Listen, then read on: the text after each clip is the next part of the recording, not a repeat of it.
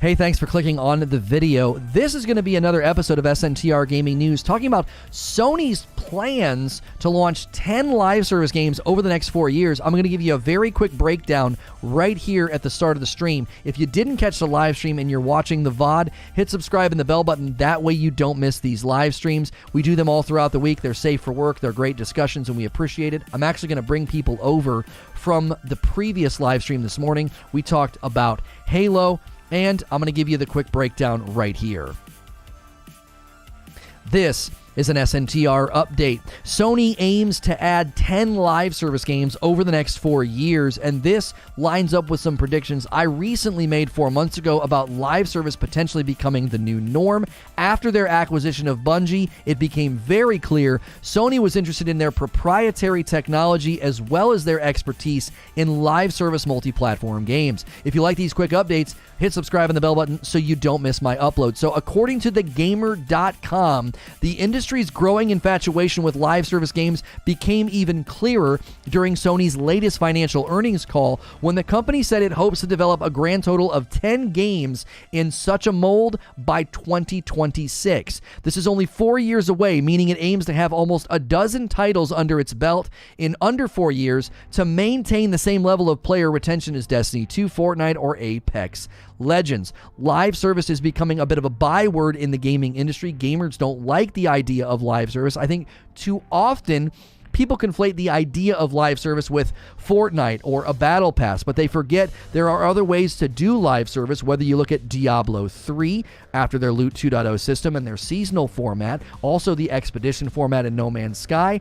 or the seasonal format in Destiny 2. These would all be considered successful and good live service endeavors to varying degrees, and other games are adopting similar patterns.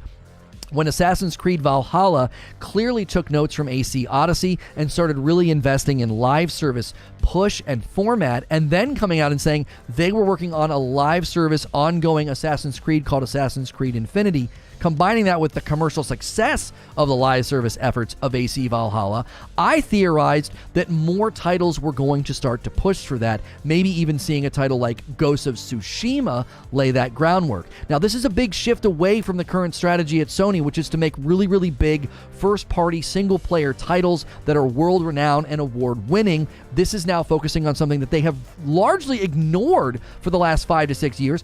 Whenever I covered E3 in years past, I noted probably 4 or 5 years ago a sharp shift in strategy. Microsoft was focused on multiplayer and growing an ecosystem and blurring the line between console and PC. And I said Sony is focused on having award-winning single-player games, and they've done that over the last 4 to 5 years. Now they're wanting to add to that strategy. It's not surprising given their PC push. They push a lot of their titles now to PC. They've shown an increase and an interest in bringing first-party titles to PC. And with the success of God of War being ported to the PC platform, I could see this being an ongoing thing for them, spreading their wings into other avenues and venues. Just 4 months ago, we thought live service could be the next big thing with respect to these action-adventure games. I've even put together my own theory about Ghost of Tsushima. If you look at Ghost of Tsushima with the Rivals system and the Legend system, there's loot, there's ranking, there's reason to keep coming back and play. There's this sort of live service element to the game. And then when they added the Ikishima Island and they added the director's cut, it seemed like they were sort of testing the work of, hey, we can expand the game, add to it, add to the story, and if you were to couple that with the live service elements of Legends and Rivals, you'd have a winning combination on your hand. I could see a Ghost of Tsushima sequel being ongoing live service MMO light, where Jin becomes an NPC that trains you in the way of the Ghost, and you grow in your skills, your abilities, your loot, similar to what you've seen in the Legends and the Rivals, and it would be an ongoing game taking nods and marks from AC Valhalla and the soon-to-be revealed, announced, and released AC Infinity. Live service isn't going anywhere. The true test is whether or not Sony can pull it off in a good and successful way. This has been an SNTR update, and I'll see you in the next one. And I'll see the rest of you right now. Thank you so much for being here. We greatly appreciate you supporting multiple talk shows a day. And this one, I'm sure, will bring some disagreement and some spice. People being very, very anti-live service. That was probably one of the best SNTR updates I've ever done. That felt so good, walking through all those various stages of argumentation. If you've not, kept track of my coverage of the Sony Bungie buyout, that VOD is available if you want to watch that later. If you're watching this as a VOD, there's a variety of ways to support the stream. Those links are below if you want to buy a disc plate, if you want to get a discount on an 80s tees. Our newly announced Gunner Optics, working with them, there's a link below, or the glasses command in chat. We're also selling our coffee at a pretty big discount right now. The holiday blend, Get Fricked, in February. If you use the code GetFricked at RagelessRoast.com, you can get 20% off our holiday blend. It was our most popular flavor in November and December, and it is now my wife's favorite flavor over the Dark Roast. The Dark Roast was her favorite. Still is a favorite, but she prefers the Frickmas blend. So snag those orders, and let's ask the question. Sony moving into more live service games. Good or bad thing? A good or bad thing? A good or bad thing? I'm going to put good, and I'm going to put bad. And I want to know why you think that. Why do you think it's good? Why do you think it's bad? Somebody saying that Jim Ryan is ruining PlayStation. Why do you think that Doomslayer, I'm telling you, you got to change your name to Doomsdayer. I made this joke the other day, but man, oh man, ruining PlayStation. Really? The PlayStation 5 is set to sell 2-to-1 Xbox Series X this year, according to analysts. Now, some of those sales projections have been lowered due to the increase of the shortages, but curious why you think that. It's bad because the Xbox Series X is the better console. There you go. No debate needed. There's our answer. Wheezy says, no, live service is bad because live service bad or something. I don't know. Lono, I'm prepping the comment. Come on, chat. I want to hear from you on this one. Sony seems very invested in creating a quality experience. They didn't suddenly lose their judgment, says Zubair. I think their commitment to quality is likely going to result in some of the best live service games to date. That's my thought. They're killer. Their games are killer. They're so laden with quality. They're immaculately built, right? I can't see this going poorly. I can't. I'm not a Sony shill or a Sony fanboy. I know everybody thinks that. I love Microsoft. I think Microsoft's a sleeping giant. I think they've made big plays. I hope they acquire Activision Blizzard. I know a lot of you think it's bad, but I want them to get them. I'm in Microsoft's corner. I don't think it hurts PlayStation. It helps their new game service, says Doom Reaper. Doomslayer says, hey, Lono, was I not right about Dying Light 2? It's buggy. But what do you mean you were right about Dying Light 2? I never debated whether or not Dying Light 2 would be buggy. I had no information to go on. Making a prediction in the dark doesn't make you a sage. Like, I predict a new game's going to be buggy. I mean, come on. I predict a new game's going to need patched. Okay. I told you. It got patched. It's a good thing, says Akuta Papa. It puts pressure on other game publishers to make good live service games. GC Plug says, definitely not a bad idea. The idea of a live service Ghost of Tsushima makes me so excited. I just can't see this going bad at all. Okay, so you're kind of in my camp. I want more games, more things to do. I like the idea of a live service Ghost of Tsushima. I'm pulling for it. Sony as a company is not content with making the best third-party games. They want to be the best in many genres as possible, says Sam. If their updates to Ghost of Tsushima are any indication, I feel positively about them implanting more live service aspects in their games. Eugene says, Gran Turismo 7 is perfectly set up for live service, seasons with new cars, new tracks, cosmetics, scoreboards, campaign missions, and most importantly, live service would not interfere with the game's core. Did you hear that they're making a Sifu live-action adaptation? I didn't hear that. No, I'm anxious to play Sifu. I think that's next week. Says Bowers, I enjoy live service games, so if Sony can hit me with an exclusive live service game, such as the Horizon games with haptic feedback and 3D audio, I will want to play it. I just wish Sony didn't hate backwards compatibility. Oh, but that's coming. Their Spartacus thing is apparently going to be a way to fix that. The Bungie could help Sucker Punch with the live service Ghost. Sucker Punch could help Bungie with a spin-off single-player Cade 6 origin story. I don't see that happening. If Sony starts making good live service games, says Gilly, especially a Ghost of Tsushima live service game, I'll buy a PlayStation 5. Until then, I'll stick with my Xbox Series X and PC. Every time I've finished one of these PlayStation blockbusters, I've wanted more. Yeah, right? Like, okay, think about most live service MMO RPG style games, okay? Think about how they go. They're typically not that impressive with the graphics and not that impressive with the action and the combat, okay? That's been kind of par for the course for the last 10 years.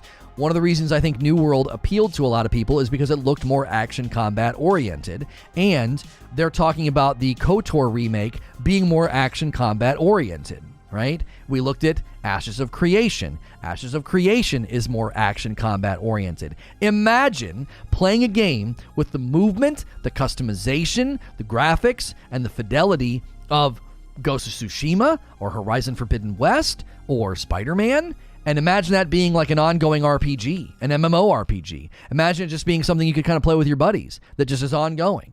So take the way they've done Destiny with small instances and missions and strikes and little public areas, and imagine that in Assassin's Creed or Ghost of Tsushima. You boot up, you go to a little town, you meet your buds, and you go off and do things as these samurai. And you're doing stuff, and you're getting loot, you're getting better swords, better armor, better cosmetics. You know what I mean? And then a new season gets released. And now you got a whole new batch and swath of armor and swords and abilities to go farm and try to get, because there's some really cool raid. Like the way that the Legends and the Rivals gameplay in Ghost of Tsushima goes, it certainly could lend itself to that kind of content. It's really, really fun. I never would have thought co-op in a game like Ghost of Tsushima would work well. But when you play Ghost of Tsushima with other people in the Legends and the Rivals, it's awesome. It's so fun. Synergizing your attacks, like look at the way they implemented like abilities and classes in Ghost of Tsushima Legends and Rivals, and tell me that wouldn't make a freaking super dope open world sort of like world crawler, dungeon crawler where you and your buds are roaming around like RPG samurai. That would be so fun. It would be so fun, especially knowing it's ongoing and they're going to be adding to it and expanding it. I think the groundwork is there. I think Assassin's Creed Odyssey influencing Valhalla, and Valhalla continuing to have success in the vein of a live service action adventure RPG, and then Assassin's Creed Infinity. Come on, that's the future of those types of games. I'm telling you, that's where they're headed. This is why 4 months ago I posed the question. I put AC Valhalla and I put Ghost of Tsushima on the thumbnail, and I said, live service, the new norm? I asked that 4 months ago, and here we sit. Sony completely adjusting strategy to launch 10 live service games in the next 4 years. I guess it's what we're imagining. I'm expecting Horizon Zero Dawn with new map areas, new animals, new story being produced on a regular schedule. Right? Yes. It doesn't have to be Fortnite Battle Pass. I think that's what happens. I think people hear live service, and that's what they think of. They think of seasonal, diluted, not that great, combat, or content. I'm sorry. They think Fortnite. They think Fortnite Battle Pass. That's what they think of when they think of live service. Who has the PS5 drop information? What do you, when you say drop information, what do you mean, Akuta Papa? The decline in their sales projections? There were multiple articles written about it. You could probably Google PS5 sales projections 2022 and you'd find multiple articles written about how they've adjusted their projections for this year because the shortage is continuing. If you're just tuning in, we want to hear from you. What do you think about Sony's live service focus? They want to launch 10 games over the next 4 years. Is it good? Is it bad? There's a poll at the top of the chat. If you've never been here before, it's a live interactive discussion. I go back and forth with chat. Hit subscribe so you can talk in my chat. Subscribing is free. You won't be displeased. I'll be in your sub feed all week long with variety gaming talk shows, and I am safe for work, so a lot of people throw me on in the background and treat me like video game radio, Monday through Friday. Yeah, you can join Discord for the alerts, You can join our Discord. Oh, you're talking about for alerts about the consoles. Yeah. Oh, to buy. Oh, the drop information? Yeah, there's Discords and Twitter handles you can follow. Wheezy might be able to help you with that. I don't know where to point you, Akuta Papa. Black Superman says, I'm happy that Sony is doing the live service games. It gives me a reason to need PS Plus besides only doing third-party games. Well, the other thing to consider is like, if they're wanting this Spartacus thing to go well, I don't know, aren't they going to need games that are more ongoing and more woven into the fabric of their ecosystem and not just like a bunch of single-player games?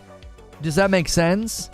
You can't have a game that costs the same price of a year of Game Pass be one and done after 15 hours. You need to keep players' attention. And if that's what they want for Spartacus or whatever the project's called... Did we get any more coffee orders? Oh, I thought we got more coffee orders. Guys, get those coffee orders in if you want to get that discount.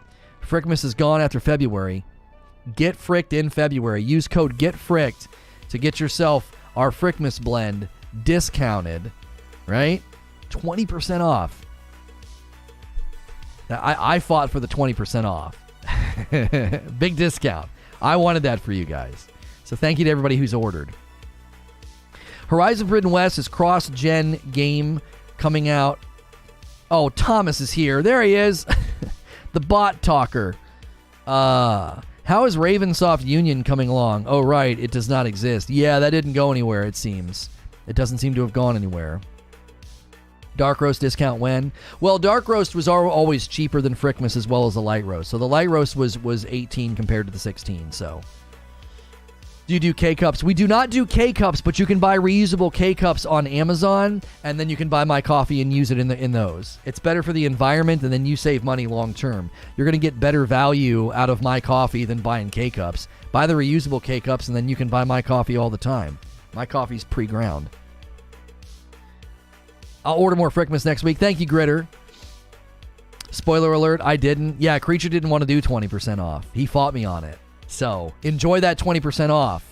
It was one of our married couple squabbles, me and Creature. Is it just Get Fricked?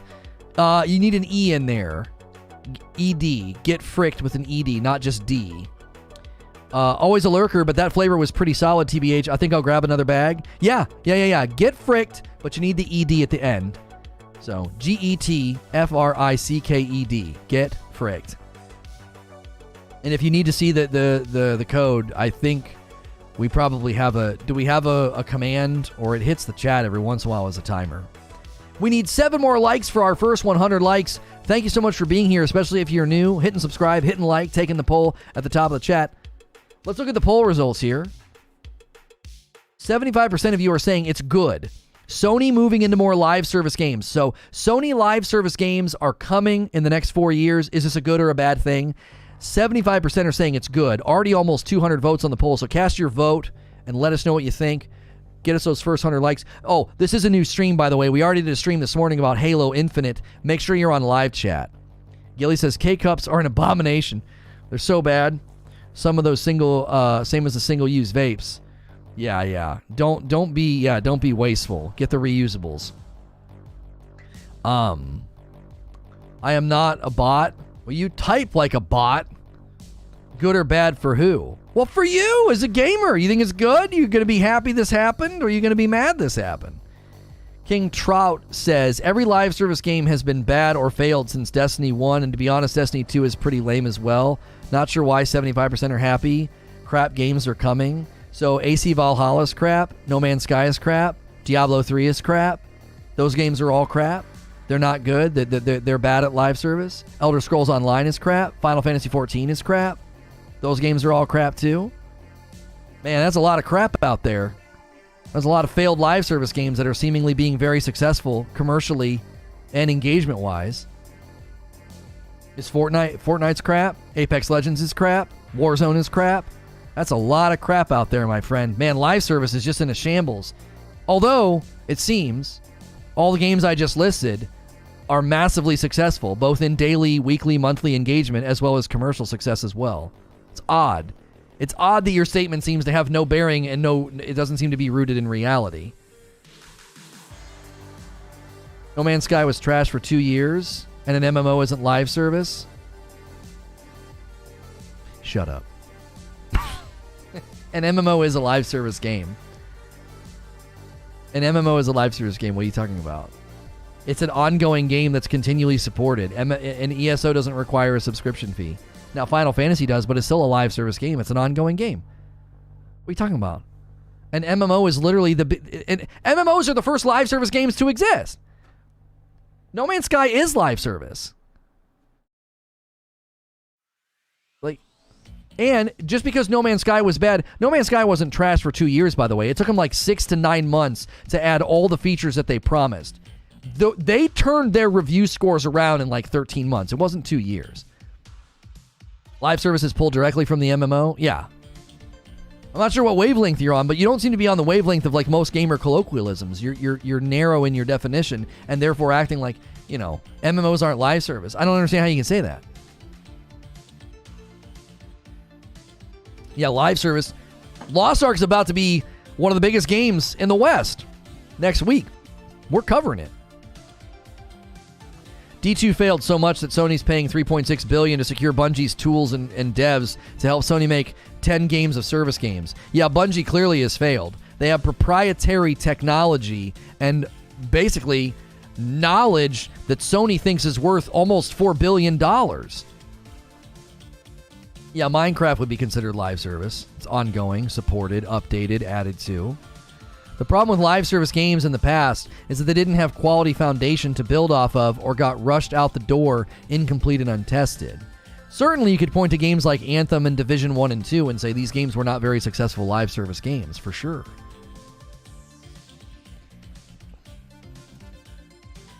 That looks great, Vendetta. If you're just tuning in, we are debating Sony live service games. They want to add 10 over the next 4 years. I want to hear from you. What do you think? Good idea? Bad idea? There's a poll at the top of the chat.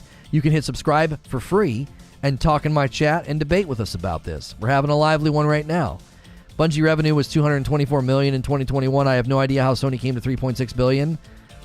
The game rooked hard.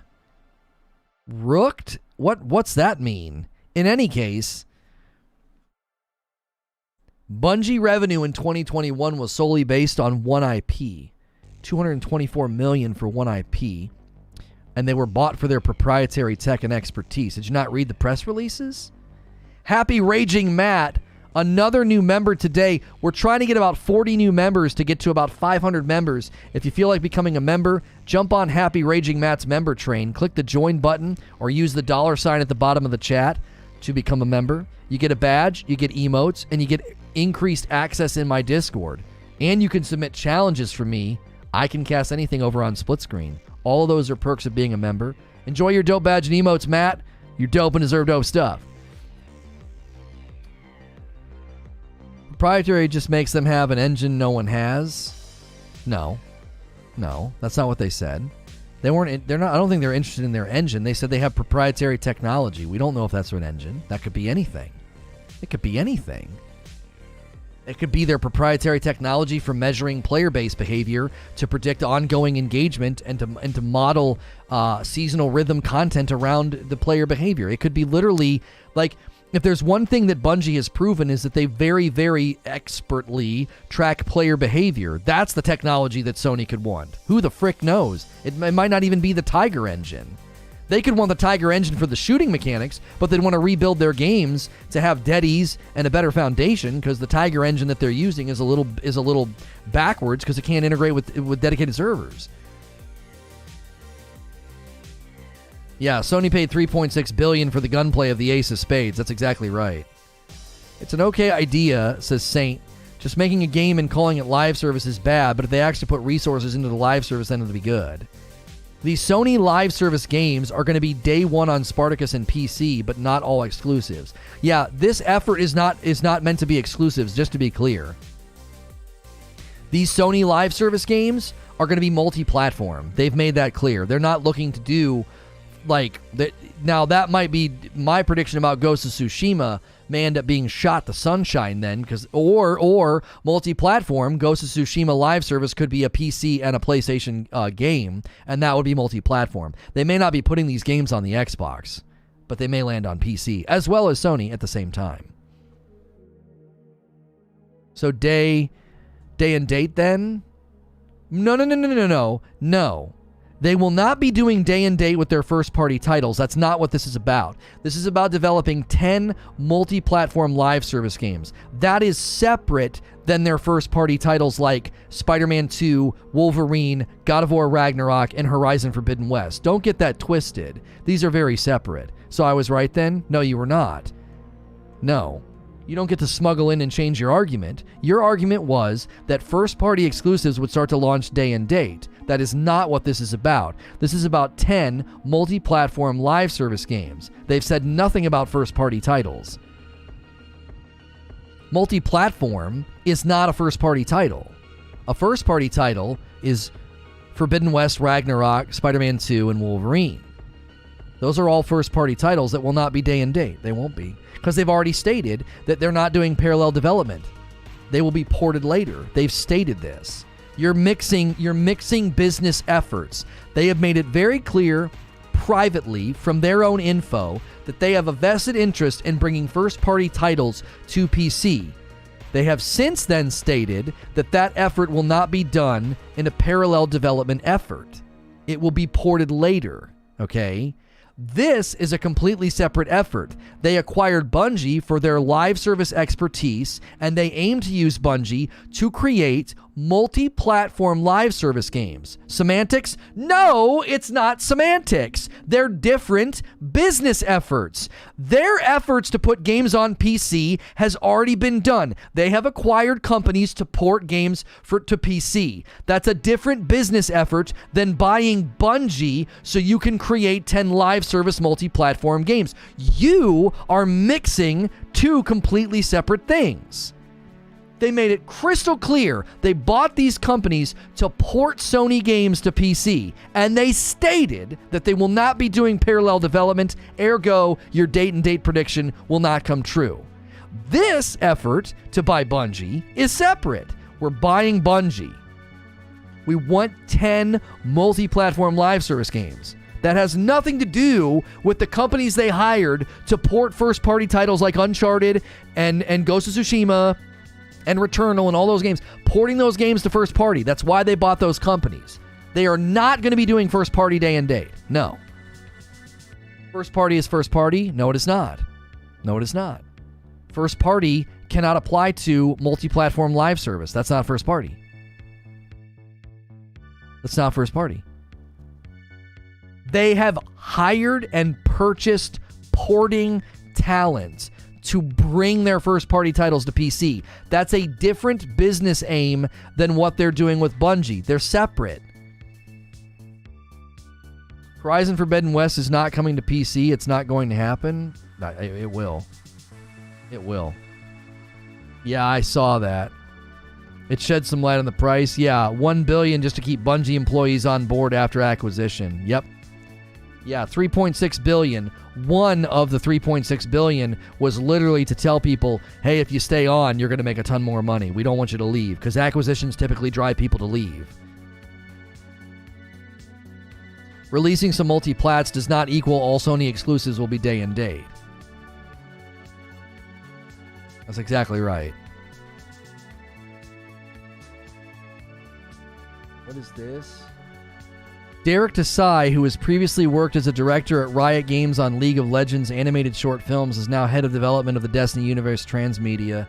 Bungie is really going all in. Yeah, with the TV shows. Yep. Yeah, a third of the acquisition cost was to keep the employees. They're buying talent. They're not buying IPs. They want their expertise. They want their proprietary technology. Can you explain what the Sony Spartacus is, please? It's meant to rival Game Pass. It's meant to rival Game Pass, a subscription thing that'll give you access to games and services and things of that nature. What do you mean, Lono? So their first party isn't going to make these multi-platform titles? Okay. I've stated this so many times. I don't want to keep stating it, Mo. The other day, you were arguing that first-party titles like Forbidden West, Ragnarok, Spider-Man, and beyond would start launching day and date. We pushed back against your argumentation based on interviews from the company. They bought these companies to port first-party titles to PC and stated they would not be doing parallel development and not be doing day-and-date releases. That was your original argument. You're now trying to come in and smuggle in, oh no, I was right. I was right. Why? Well, because Sony just admitted they're going to make multi-platform live service games. They're completely unrelated. They are completely unrelated. Our conversation the other day had nothing to do with this. It had nothing to do. To rival Game Pass, their games will be day and date? I don't think so. I don't think so. Because their titles drive console sales. They have people right now shopping for PS5s because they played God of War on PC and they want Ragnarok. The PlayStation 5's demand is so high, they're not going to gut that demand by being like, yeah, you don't need to buy a PlayStation 5, you just need a PC. Yeah, you think all their titles will be day and date? Nope. No. Watch, my friend, I'm telling you the future. You're telling me the future based on nothing. You're telling me the future based on your own projection and conjecture, and you're ignoring interviews where Sony said they're not doing that. So Sony says we're not doing that, and you're like, no, trust me, they are. They're going to. Why? Because I'm projecting they want to compete with Game Pass. They want to rival Game Pass with day and date. They don't need to rival Game Pass. They're crushing Xbox. They're crushing them. You think a console selling 2-to-1 is worried about competing? Oh, we better bring them day and date or we're not going to compete with Game Pass. You're talking about somebody who's winning the race, modifying their strategy to compete with somebody they're already beating. A 20 spot from Rissick. I like that they bought Bungie to help bring the gap on live service on other platforms. Thank you, Rissick, for the $20 tip. Your prediction is based on nothing that's been stated from Sony. They have stated the exact opposite of your prediction. I can't. I'm too. I moved the light. That's the problem. Yeah, I was like, I can't reach that far. We're gonna end up dropping it on the floor. So, Mo, big Sony games won't even be on their own subservice day one, much less PC. Yeah, no, I don't think so. They don't have to. They don't have to compete with Microsoft. They're crushing them.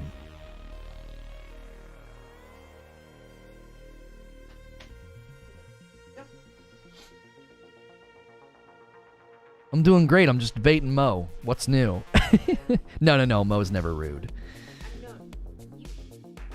It's cool, but they're not leading 2-to-1. They sold 1.5 PlayStation 5s to every one sold last year, and analysts predict that this year they'll sell 2-to-1.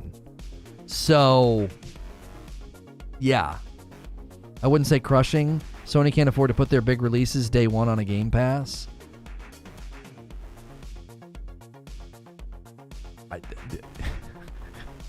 Your math is blowing my mind right now. They are crushing. Therefore, they don't have to do that. So you say it's been stated by the CEO that they are not enough? They're not enough? What? Mo's prediction is based on the behavior of a company that is trying to gain market share versus the market share.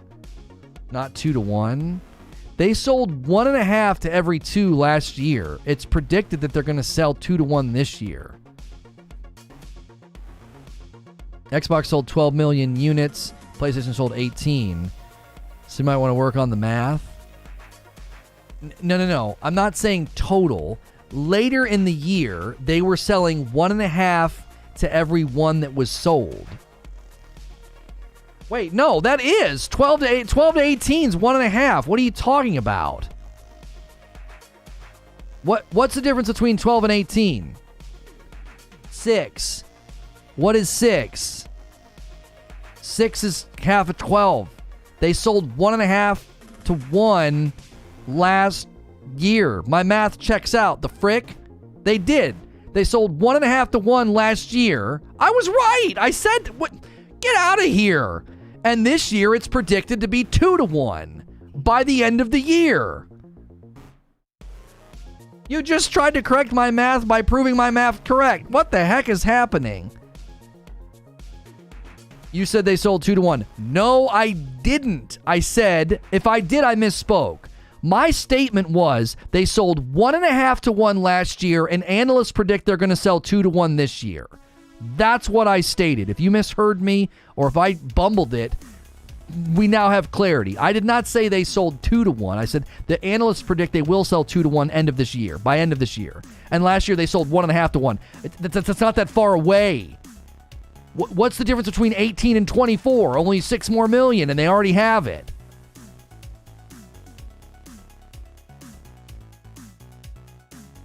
This is getting very tiring. We have people in both camps bought and paid for by their respective consoles. Well, I have them all. They will not outsell Xbox 2-to-1 this year due to chip shortages. You heard it here first, and I have both consoles.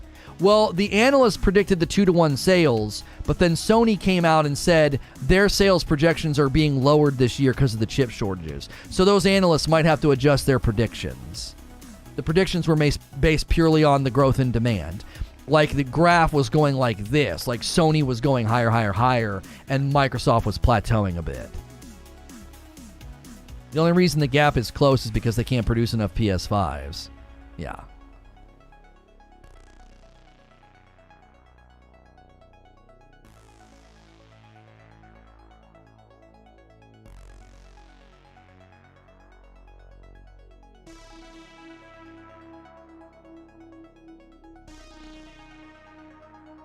You don't think they'll sell 2-to-1 this year either? They sold 1.5-to-1 last year. It's not that far away. It's not that far away. The trajectory of the graph, 2-to-1 was well in sight. This is why Xbox increased their S production due to not needing a certain chip. Hence, they're able to produce significantly more consoles.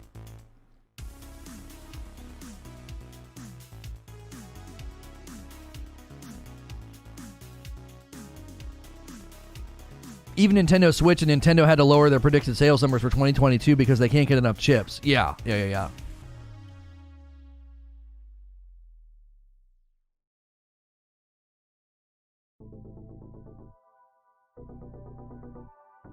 Microsoft literally got run out of the console business. 4 minutes back, you said a console selling 2-to-1 is crushing. Yes. Because the predictions are this year it's selling 2-to-1. If you want to be pedantic, fine. I clarified what I said, Sinos. Like, even before I made the crushing statement, I clarified before I stated that. I said earlier in the stream, context is king here, I said they sold 1.5-to-1 last year, and it's predicted they're going to do 2-to-1 this year. So later, a paragraph later, me saying a console selling 2-to-1 is crushing. You feel like you caught me in a mistake or something? I don't know. Clip it. Clip that. Clip me saying that and print it off, and it can be your own NFT.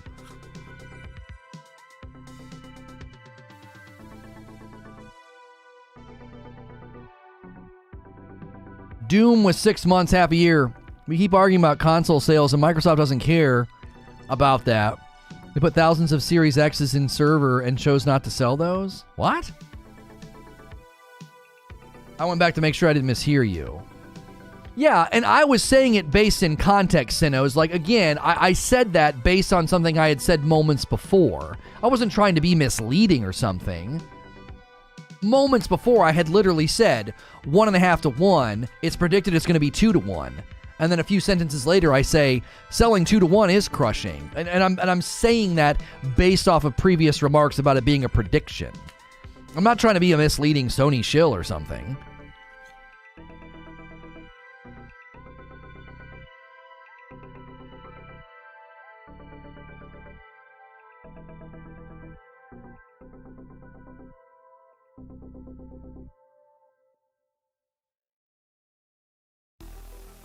Sony Game Pass, will you buy it?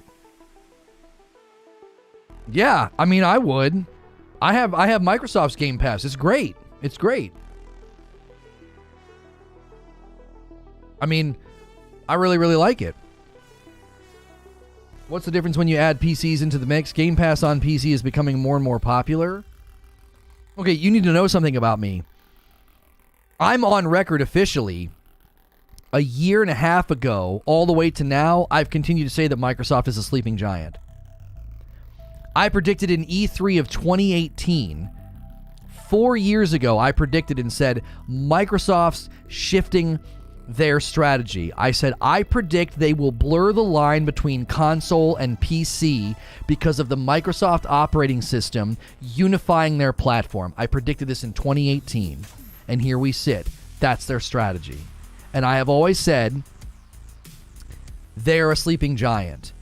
If they can unify that platform and make it to where when you make a game for the Microsoft ecosystem, it's on a gigantic PC platform as well as the Xbox, I said, they're a sleeping giant. And then they bought Activision Blizzard. And people started to think, maybe Lono knows what he's talking about. Maybe Microsoft is a sleeping giant. Now, that does not mean in the realm of PlayStation, that they're not absolutely crushing console sales and therefore don't necessarily need to compete with Game Pass. That's not necessarily their strategy.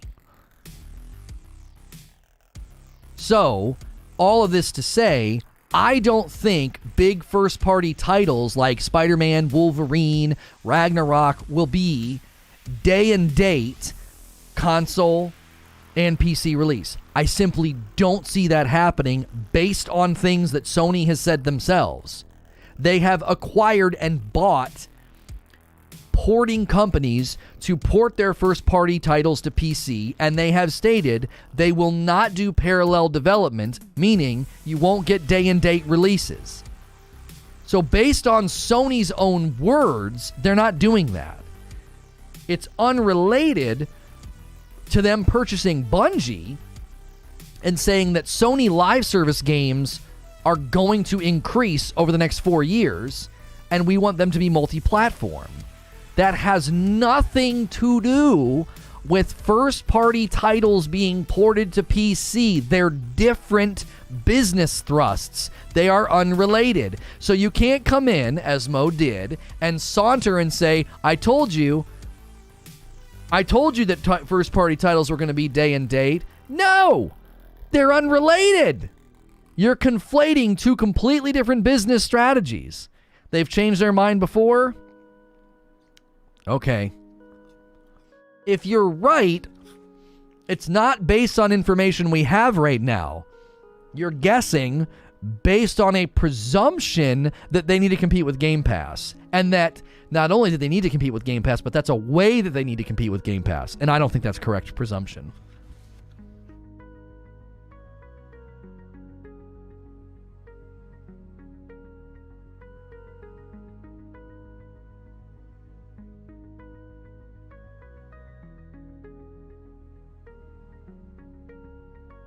In 2 years, what do you think Spartacus sub count is at? 50 million, 60 million? You have to understand that the market saturation of the PlayStation 4 is so insane. 120 million in saturation. 10 million PS5s in circulation. They will crush Game Pass subscriber counts in a blink of an eye because their market share is already bigger. It's already significantly bigger.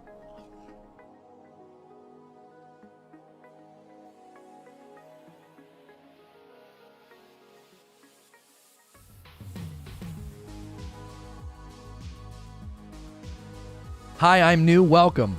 If you're new, this is what we do here. Mo is a friend, and I love him. He's a super dope dude, but we have lots of disagreements. That's what we do here.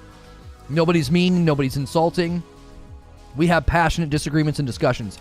If you enjoy this kind of interactive content, you may have noticed I am safe for work. You don't have to worry about the kind of language that I'm going to use. You can subscribe in confidence. I'll be in your sub feed all week doing this show. This morning we talked Halo. This morning we talked Halo Infinite and why I am concerned. Hey, I was just going to tell you guys about the coffee. 2 more coffee sales. Get Fricked in February. Use that code GetFricked to get Frickmas Roast 20% off our holiday blend. Tenor dude with a bag of Frickmas. Got to get it while it's here. Keep up the good work on split screen and gaming. Love double dipping. My man with the double dip. A bag of Frickmas to Black Superman. I love getting to say Black Superman because I love Superman. He's my favorite. And I would love for there to be a very cool, they should do their own separate movie.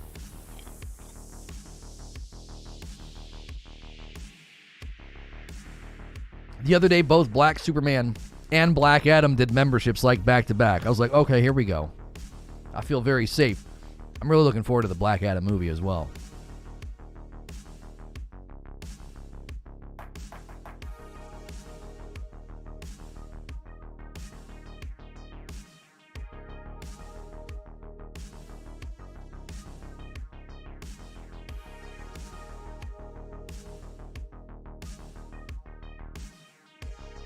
Not sure on crushing. It depends on how many of those people would sign up for the service, since you can't see people who would only play Call of Duty Madden getting it.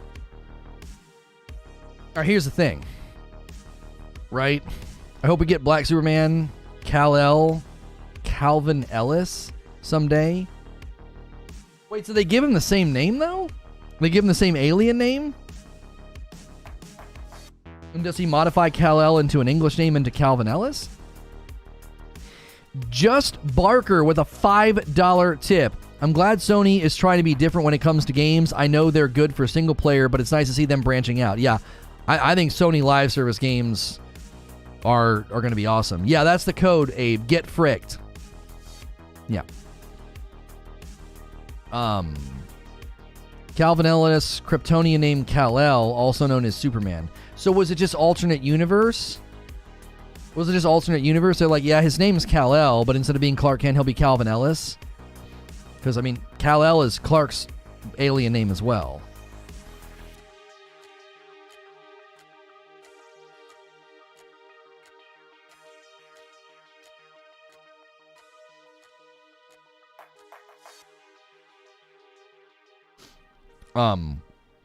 I'm going to buy Horizon Forbidden West on my PlayStation 5, coming out February 18th, 2022. Okay. Creature says, I get tired of seeing guys act like Sony is a no one. It's little bro syndrome. They got beat up and they can't let it go. Yeah, Sony is doing way better than I think people think.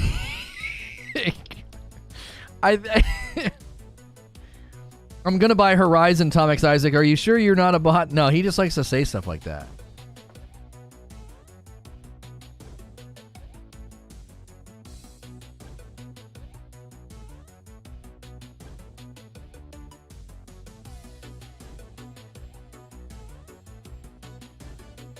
He's supposed to be Kal-El's cousin? Wait, so you could do Black Superman and White Superman hang out? I mean, that'd be amazing. I don't know how you'd fight them. How do you fight two?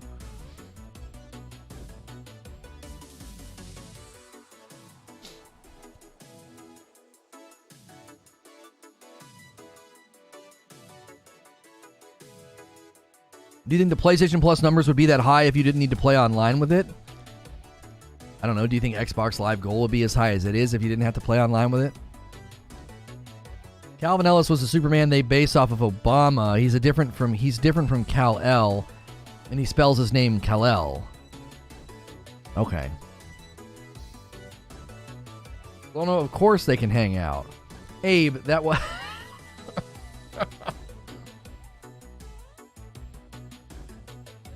This just in, streamer questions whether or not people can hang out. Uh-huh.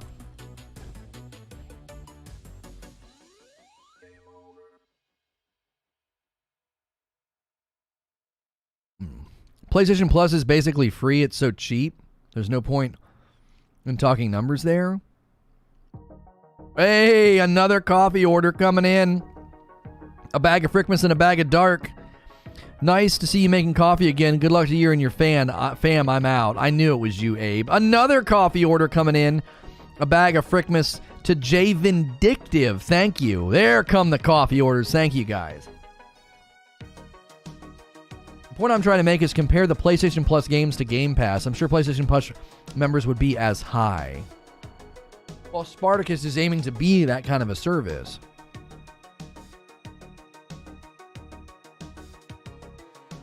PlayStation 3 was free online for every game. Well, they figured out they could charge money for it.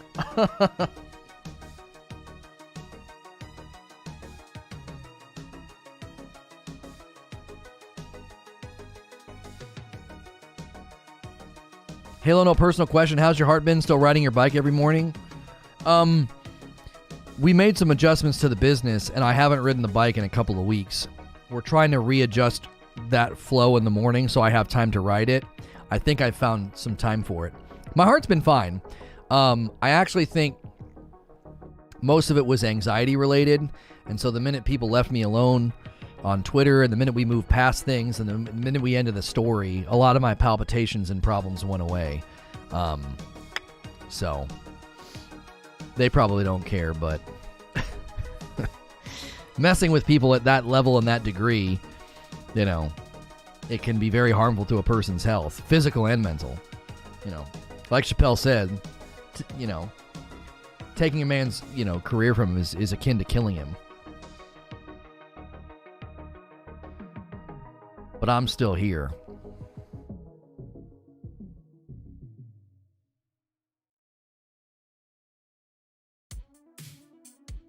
So got your old man button? Yeah, it's here somewhere on the desk. Gilly says, I think Spartacus will be big, but I don't see it instantly being bigger than Game Pass. The saturation is there, but it's not an instant process. Gilly, they will make it very, very hard to say no to it. You know they will. You know they will.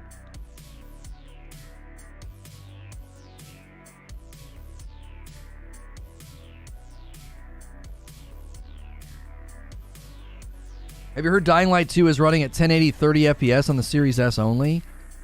Huh. Eugene says, if you compare install base sizes, Microsoft pulls 25 million subs between 50 million Xbox users and PC. Sony with 120 million plus PC is going to pull 50 million-ish subs. Yeah. If it's a similar adoption level, if they get similar adoption rates, yeah. With day and date? No. Mo, they don't need day and date because they have 120 million PlayStation 4s in circulation. That's why they don't need day and date. You're missing the forest for the trees.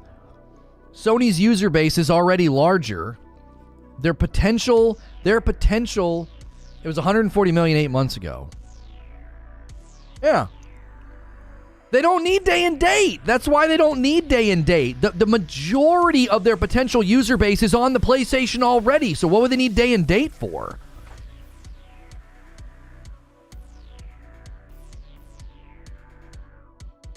Still feel for you really sucks. Lono, do you think with the Sony purchase, no, No, they're going to still operate creatively independent.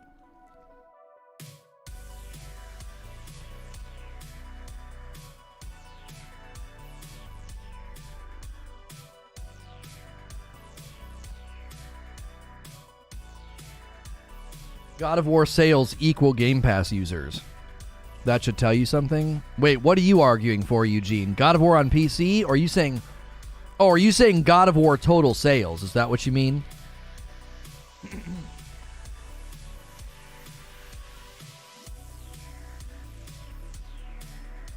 Yeah, my kids watched Encanto with their friends the other night and they really liked it.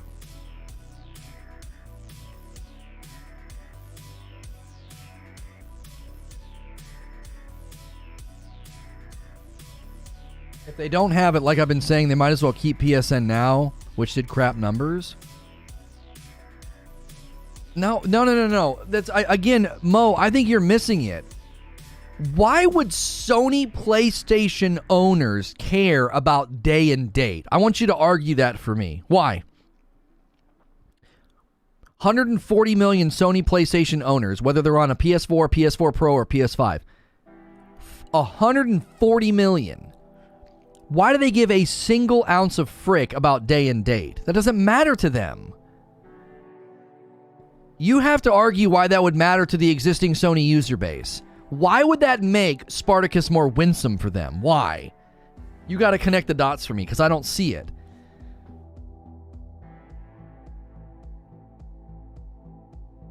Day and date is Mo saying that eventually, Spider-Man 2 will launch on both the PlayStation 5 and PC same day. And I'm saying no way.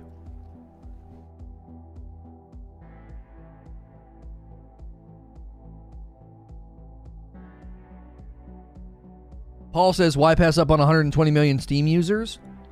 They're not passing up on 120 million Steam users. They'll get them later when they sell it on Steam in the Steam storefront. Look at the record sales for God of War on PC. God of War is a single-player game, and it hit 74,000 concurrent players on a Sunday. That's a single-player game that almost hit 100,000 concurrent players. They don't need to please the Steam users. They can sell the game to them later.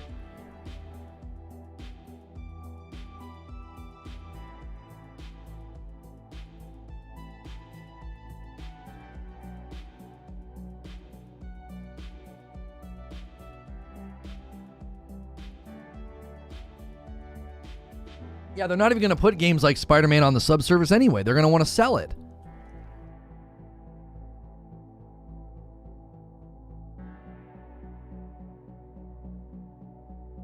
I'm telling you, the Spartacus push is going to be for backwards compatibility and games that have been out for a while.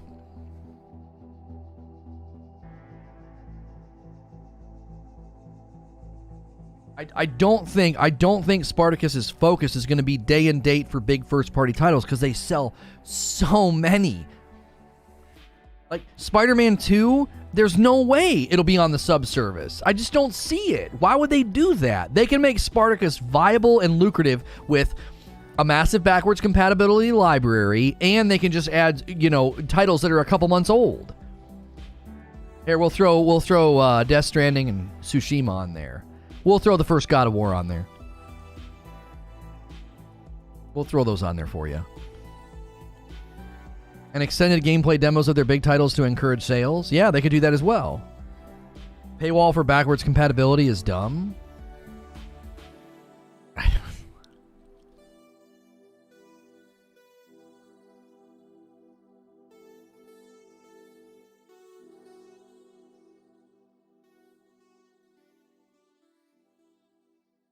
Do you think Sony getting into bed with Bungie is a golden parachute for Bungie to further cover up their toxic work environment practices?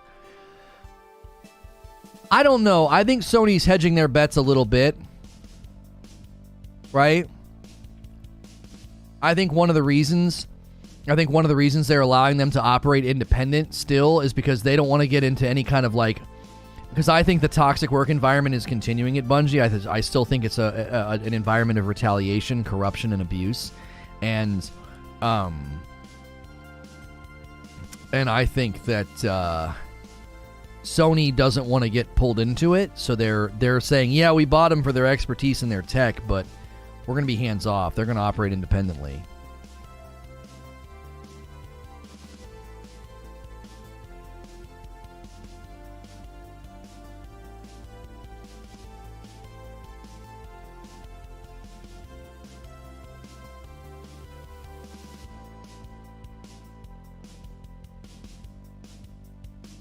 I think the toxic work environment probably depressed the sale price a bit, so it made Bungie a better buy.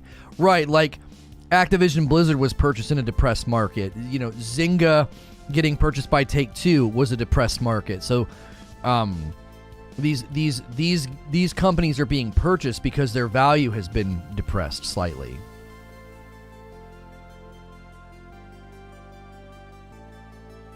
Sony came into this trying their hardest and basically gave them everything they wanted just because they needed the talent more than anything, because he's never seen clauses written like this from mergers and acquisitions ever. So there was a lawyer saying he's never seen acquisition verbiage like this, that they were primarily scouting the talent. That's what they were more interested in. Well, talent and the tech. Which I guess the tech's directly related to the talent, is it not?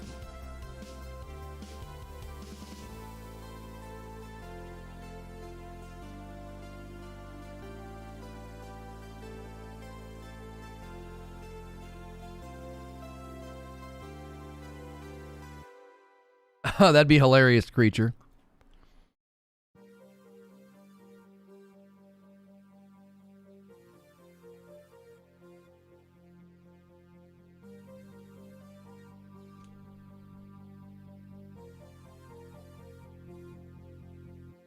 That's why they gave them a $1.2 billion retention plan over the years. Yeah, because they don't want anybody to leave. They want to incentivize people staying at the company because they want the talent to still be there. Acquisitions tend to drive churn. Because people are like, I don't want to do this. I don't want to work under that company. I don't want to work under their direction or whatever. And so acquisitions can drive churn because it feels like it's either going to be unfamiliar or it's going to change too much. That's like super, super common. And so they probably said, well, yeah, no, we don't want that to happen. We want you, we want you to stay here.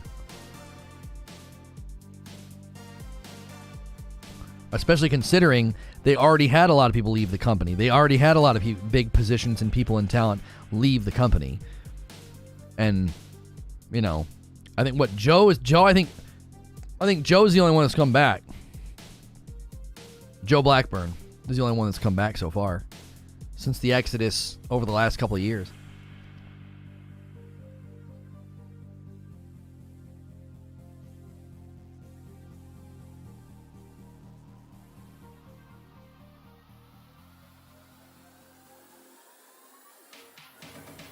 Gifted memberships just went live. YouTube Japan just announced that gifted subs is live. Can you guys do gifted memberships right now? It might not be in our region.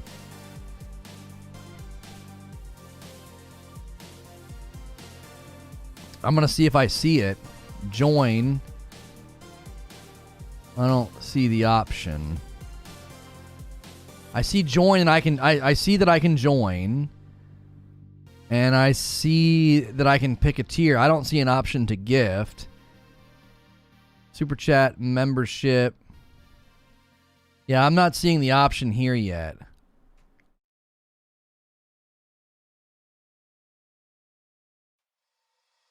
Oh, maybe we have to turn it on in the back end? Mo is right. Day and date will happen. I don't think so, Mo.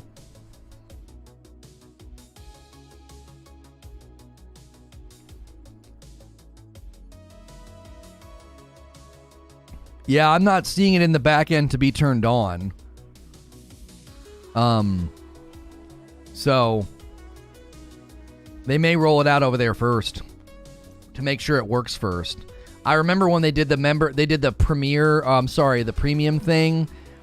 And if you could, in doing premium, you could get a free membership. They rolled that out in like England first, I think. Or it stayed in England longer than it was here. It was a regional thing.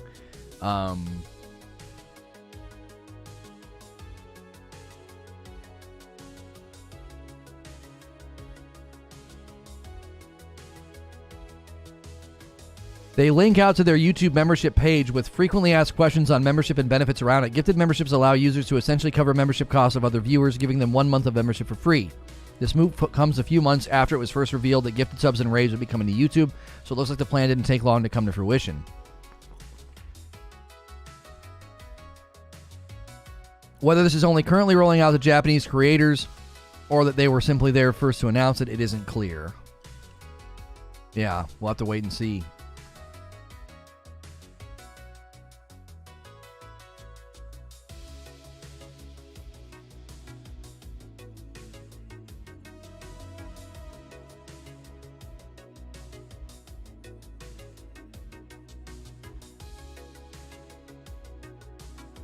Couldn't gifted subs actually hurt your channel? How?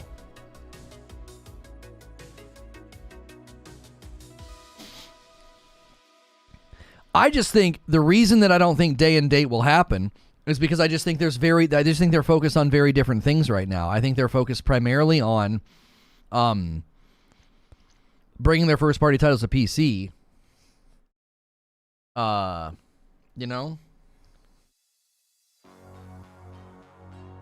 And that doesn't feel like that. Why not just donate to the streamer? The reason gifted memberships would be really, really nice is you can expose somebody to the benefits of membership and then they're going to want to re-up later. Does that make sense? Like if for a month you get a badge and emotes and you get all these perks in my Discord and then it goes away, you're going to be like, you know what? That was pretty dope. I got to sample that. I'll do that for $5 a month. Does that make sense? So, how are the likes doing on this video? Let's get 20 more likes. Let's get our 200 likes. We're kind of slowing down a little bit. Let's rub the paddles together and get this conversation going again. Sony Live Service Games officially announcing that there will be more Sony Live Service games, 10 over the next 4 years. I want to know what you think. We've run a poll for the past hour. It's at the top of the chat. Do you think this is a good or a bad thing? Sony moving into more live service games. We're debating in chat about Spartacus. Mo thinks that first-party titles are going to be coming day and date. And when he says day and date, he means they will launch on the Sony PlayStation and PC same day. If you're new and you've never been here before, it's free to subscribe, and you can talk in the chat and join us in this conversation and this debate. You'll notice that we get pretty passionate and pretty lively. I am safe for work, so you can subscribe in confidence. I'll be in the background of your week doing variety gaming news coverage. We covered Halo Infinite this morning and why I am extremely worried. Sony's working on a Marvel MMO.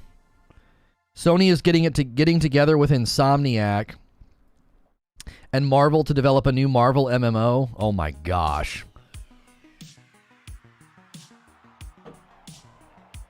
It technically makes me right?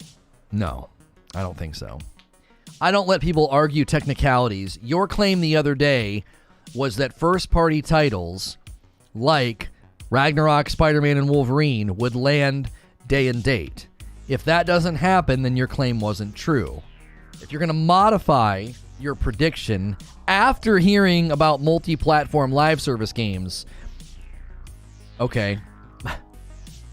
Oh, well, I think it's going to be done in this way. Oh, really? Because they just announced it, so you're just confirming what they announced. That's not really a prediction, Mo. Live service games are good only when they're done good or done well. That's why all the Destiny killers have failed. I mean, that I'll agree with. A lot of the games that set their sights on being a Destiny killer ended up, ultimately failing because they didn't offer, they didn't have a long-term plan. Like, if you want to look at Anthem, if you want to look at, like, Division 1, if you want to look at Division 2, if you want to look at, Division right now as they've tried to ongoingly update it,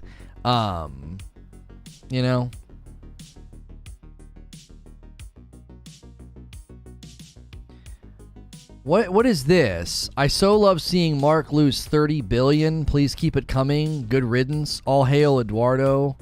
What happened? Why are people tweeting about Mark Zuckerberg losing 30 billion? What happened? Facebook has experienced its first quarterly decline of daily users in 18 years, despite its meta brand. Yeah, I can't wait to hear about how their viewership has miraculously gone up. Yeah, I can't wait to see that report. More juiced numbers. Facebook gaming is not long for this world. It is not long for this world. They lost a lot of users, yeah. And I wouldn't be surprised. I wouldn't be surprised if you go pull their numbers and they're going to try to claim their viewership went up. If you're just tuning in, we're discussing Sony Live Service games and how they want to focus on doing more over the next 4 years. This is sort of behind the Sony buys Bungie headline. This is why they did it, apparently. They want the expertise and the proprietary technology. They want to really, really push into live service. Now, if you've noticed, this is a bit of a shift from their strategy. Their strategy traditionally being one of big, award-winning single-player games, not necessarily focusing on, live service games or multiplayer games. It honestly never seemed like this was going to be a big focus for them, truth be told. It just never felt like that was their goal. Couple more likes for the first 200 likes on the video. Welcome in if you're new. Hit subscribe so you can talk in my chat. Subscribing is free, and we would love to see you chime in. The poll is about to roll over to 500 votes, so take the poll at the top of the chat. Sony moving into more live service games. Is this a good thing or a bad thing? 75% are saying good. Those of you that have said bad, I'd be interested to see why you said it's bad. 25% of you have just been like, no, it's bad. They shouldn't. This is not good. And I'm curious as to why you think that. Wouldn't incentives for employees to be in the form of Sony shares? vested after X years. Do we know the structure of the buy? I have to imagine it's a stock exchange, not cash. Yeah, that's you're probably right, Zubair. You're probably right. At least that's what I would think. I sent you the tweet. Facebook tanked. You sent me the tweet?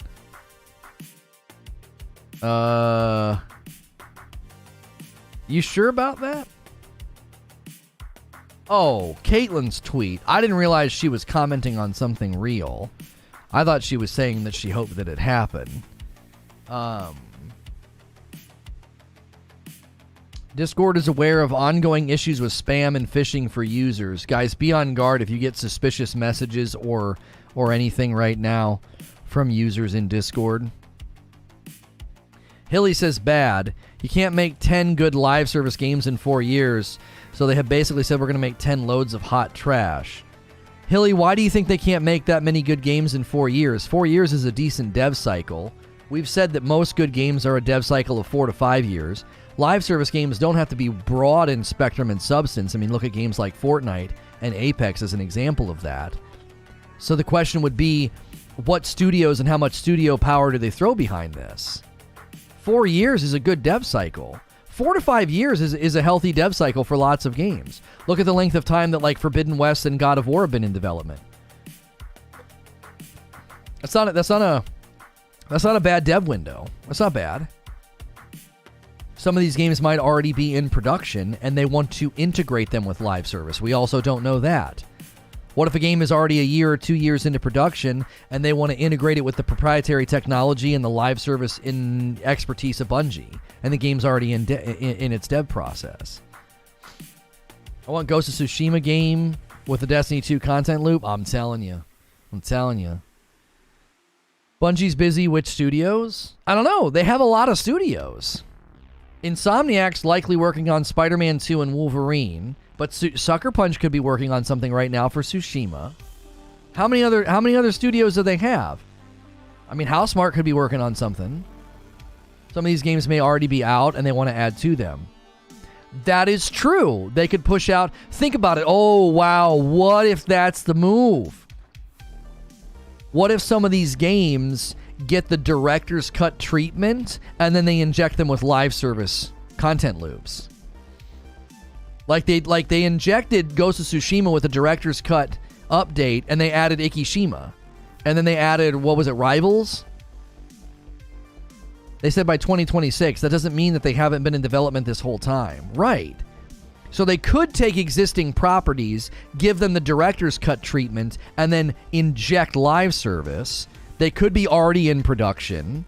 There's a variety of ways this plays out. Listen, if there's something you should know about Sony, they do not push out half-baked crap. Their games are, like, polished and very good.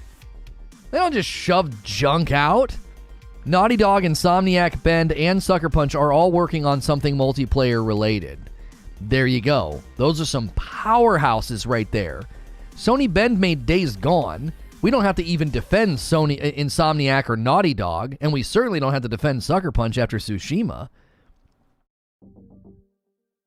They already have one of the biggest mobile gacha games in the world, Fate Grand Order. I've never even heard of that. Naughty Dog multiplayer, Horizon Monster Hunter-like, new Bungie IP, 3 third-party partner shooters, and Twisted Metal are all coming. Come on. Days Gone says hello. Days Gone they fixed it. Okay, yeah, Days Gone would be an example of a game that launched that was poor, but that got fixed pretty quickly, and you can see it in the demand for a sequel. And it ported to PC. Woo! It ported to PC beautifully. My gosh. So good. They can stagger the director's cuts too, because they're staggering the Death Stranding director's cut. It's coming in March to PC. It's already on PlayStation. Fate is really big. I've never heard it before. I can only think about 12 to 13 live service games ever. Sony's going to make another 10 in 4 years, and everything else. Yeah. KOTOR could arrive on time and be a live and that'll be live service. What am I looking at here, Wheezy? What am I looking at here? Oh, Honor of Kings. Oh, I see it. Fate Grand Order is an RPG. What is that? 5.5 billion?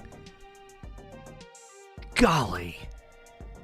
My gosh. It's under Candy Crush. It's 1.5 billion under Candy Crush. Jiminy frick. Whole PUBG Mobile coming in with a 7.1 billion.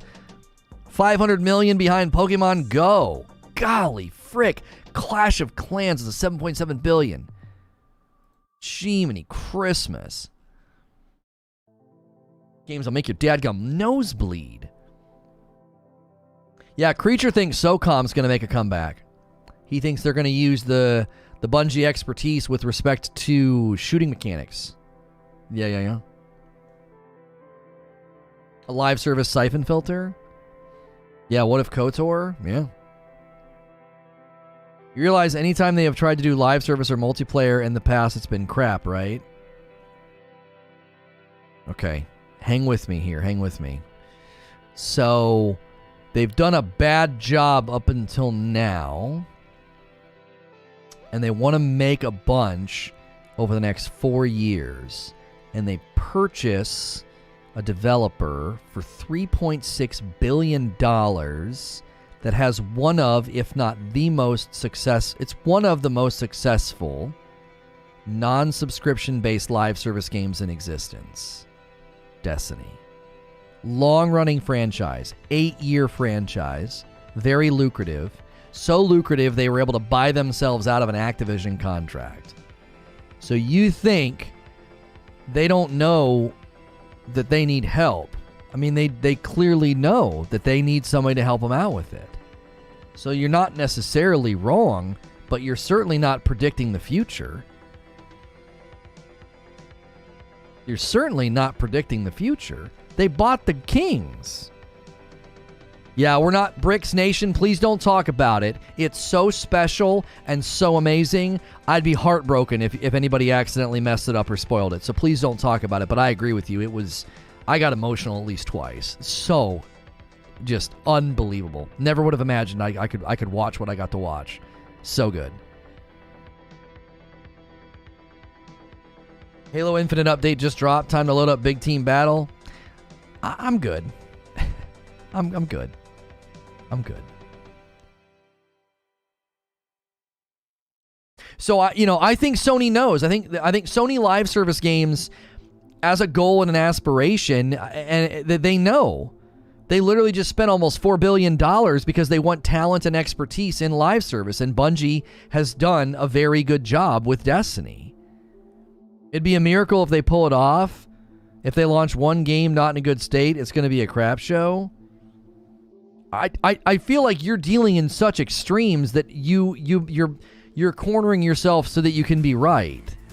You're painting yourself into a corner so no matter what happens you can be right. You're like, if just one of the games is bad, it's going to be a crap show. You're also saying hyperbolically, it will be a miracle if they pull it off. Why?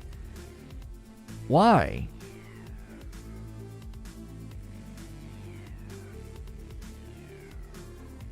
Why is it so hard to believe?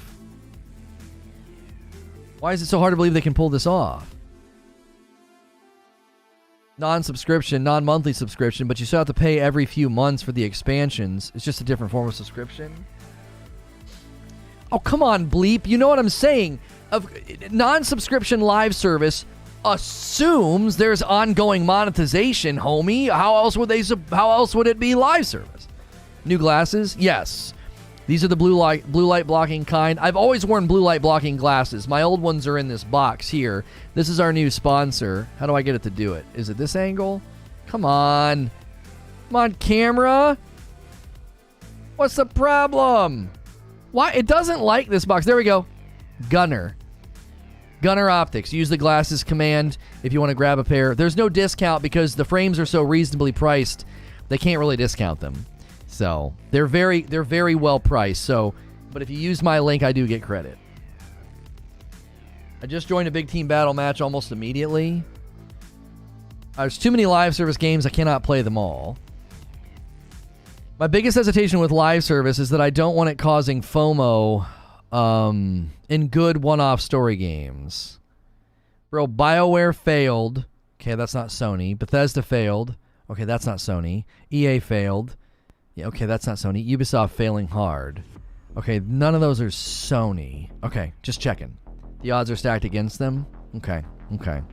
So, Diablo 3, No Man's Sky, Assassin's Creed Valhalla, Fortnite, Warzone, Apex Legends, Elder Scrolls Online, Destiny.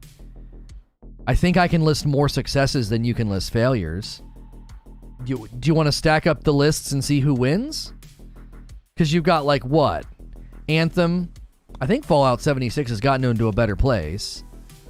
Division. Okay. So I'll give you Anthem. I'll give you Anthem and Division. I had a pair of Gunners a long time ago. Yeah. Gunner's an official sponsor now. Listen, if you guys go crazy and buy a bunch of frames, I might be able to convince them to send me more prescription frames so I can show off different ones for you. These are the Interceptors, and I also have sunglasses upstairs I can show you. But I want more. I want more prescription frames. So if you guys go crazy, I could be like, hey, we had a banging first month. Why don't you send me another pair? I'm saying it's hard. That's my point. Oh, I'm not going to debate that it isn't hard, my friend. It is extremely hard. That's why they want Bungie's expertise, because Bungie's one of the few companies that's pulled it off. I understand Bungie seems to know, but what about the disaster of sunsetting? That has nothing to do with having a successful live service game. You're kind of like mixing categories, aren't you? Like, Fortnite added really disruptive things that everybody hated. Doesn't mean they don't know how to do, like, live service. Chris Nowak coming in with a brand new membership. Thank you so much, Chris. If you have not clicked join yet here, it's a great way to support the channel directly.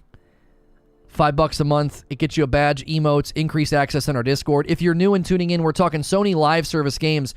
Great to see a strong turnout this late in the day. Thank you for being here. I do talk shows like this Monday through Friday. I am safe for work. You can subscribe in confidence. I'll be in your sub feed all week with variety gaming radio like this. A lot of people throw me on in the background throughout their work week because I am safe for work and they don't have to worry about what I'm going to be saying. So, yeah, I'm not going to sit here and deny that it isn't hard.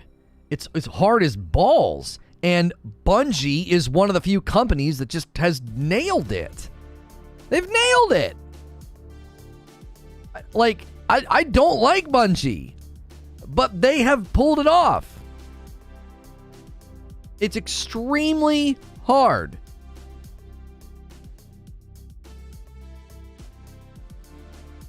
One game gets mediocre scores and the developer fails. Rainbow Six Siege is still extremely popular. Yeah, Rainbow Six Siege climbed up back on the horse. Very, very well, very, very successful live service game right now.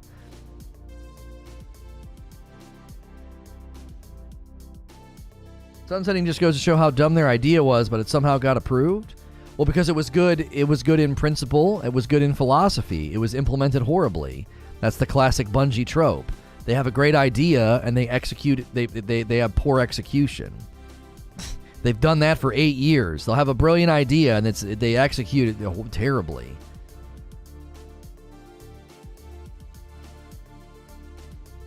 Breakpoint's getting continuous updates. Let's call it a failure. Yeah, I mean, I don't know. I don't know all these companies' bottom line. I don't know all these companies', profits and their margins, but I'm here to tell you that even though live service is really, really hard to pull off, there are plenty of very successful live service games out there. And here's why I think we're about to usher in to an era, okay? I think that we are about to usher in an era of tons of live service games, okay? Here's why. We've gone almost 10 years now with plenty of games experimenting, trying it, succeeding and failing to different degrees, and now games can be built on that knowledge.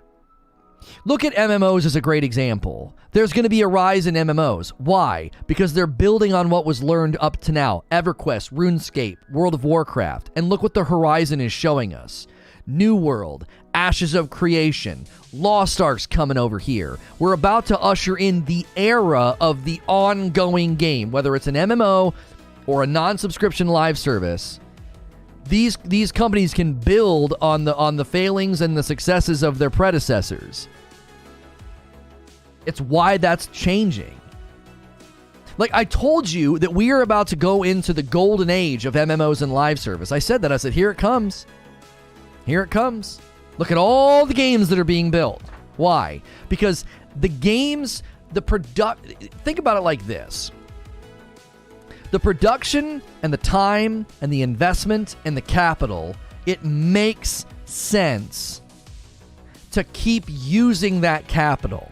It would be like spending billions to build a business and then being like, all right, now that we've got it up and running after 2 years, we're going to shut this business down and go build a different storefront. We're going to have to break ground, build a foundation, pay for materials, get it all built up again. Video games are like that. And game companies started to say, listen, we spend half a decade building the game and then it's played for a month, maybe. And then if we add some DLC, yeah, sure, they'll come back. If we spend 5 years on it, isn't it better ROI to say, let's get 10 years out of this dadgum thing that we built? For crying out loud.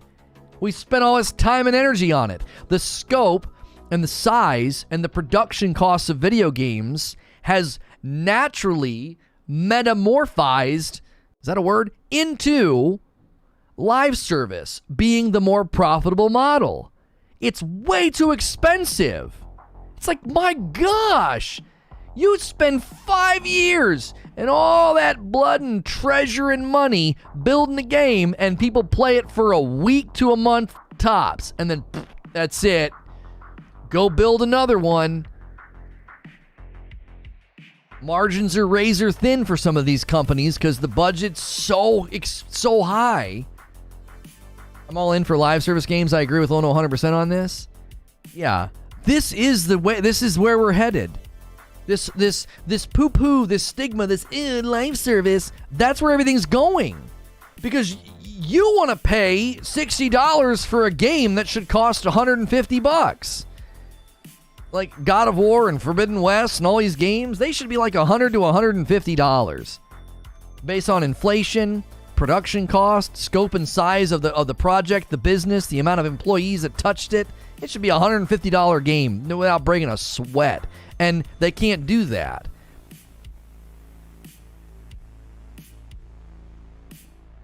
Yo, thank you for stopping by, Gorthisis. I appreciate it. Nobody's touching Anthem? Oh, I'd love to see that. Buy the rights to Anthem? I'd love to see that. Unfortunately, I don't know. They'd have to, yeah. They'd have to rebuild it. It just wasn't built on the very, it just seems like it had a lot of problems baked into performance. It's like Lono reusing split screen. Why make something new from the ground up when you have great assets already made? That's exactly right. I just started playing Anthem on Game Pass with 60 FPS update. Game's gorgeous. Really is. It really, really is. But I worry they'd have to rebuild it. It's a beautiful game. Super satisfying to fly around. And the content loop and the combat's very satisfying once you get a good build and good combos. But yeah, I don't know. They were making good strides too. The quality of first-party games are $60 is way too cheap. Oh yeah, that's way too cheap. Way too cheap. And the companies have realized, like, we can make money again and again and again and again and again and again. Like, imagine you build like a gym. You build like a 24-hour fitness. And once you get all these subscribers and people coming back, a great way to keep them coming back is to expand and add new equipment and maybe come up with subscriptions like, hey, you want to use the second floor equipment? Yeah, well, that costs this. And oh yeah, we've got spin classes. You can add that, right? Well, that's a great way to get a lot of capital out of their building that they spent all this money on, right? But you go into a video game and the idea is, well, yeah, we're going to spend half a decade building it and then we're going to sell it, and then that's the end of the matter. What? Why? You know what I mean? It'd be cool if Evolve got another shot. Yeah, I don't know. Sean Layden warned that the cost of game production is going to become too much. I think live service games are a natural consequence of this. Yeah. Give Anthem to Respawn or get them to make the spiritual successor. Yeah, I mean, I could see handing it to Respawn, but Respawn's the king of first-person shooter. I think a mech shooter is very different. Ever heard of sequels? Yeah, we're about to play one, Horizon Forbidden West, in a couple of weeks, and God of War Ragnarok, and look how long it took them to make. Look how long it took them to make that. 4 and 5 years to make another game that's bought and played and then put down. And they hope that they hit a high enough quantity of sales to make very good profit to fund the next project.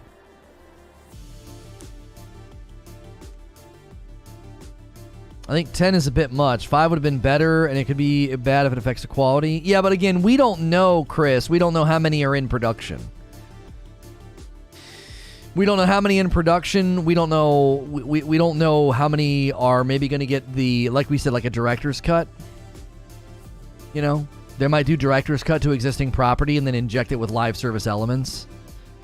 That, you know what I'm saying? Like, it doesn't necessarily have to be that they start building it like tomorrow. Like, they're going to literally start building 10 games from the ground up starting tomorrow. Like, I don't, you know what I mean? A lot of these are already potentially still they're already in production, maybe.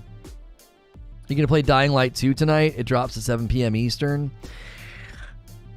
We are going to make preparations to play it tomorrow afternoon. I worry that no one's going to give a crap tomorrow afternoon because they've been able to watch, you know, some purple streamers starting last night and all day today. A lot of them got early access, which I hate. I think it's such a killer. It's such a competitive killer to do that because you let people get access to the gameplay so freaking early. I don't know. It depends on how Sekiro goes tomorrow afternoon. If I beat the final boss with enough time and I'm in the mood, I don't know.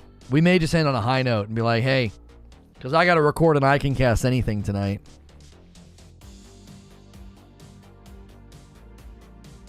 There's 4 or 5 games offhand that are just ripe for live service. They have several teams already working on multiplayer games that have live service potential.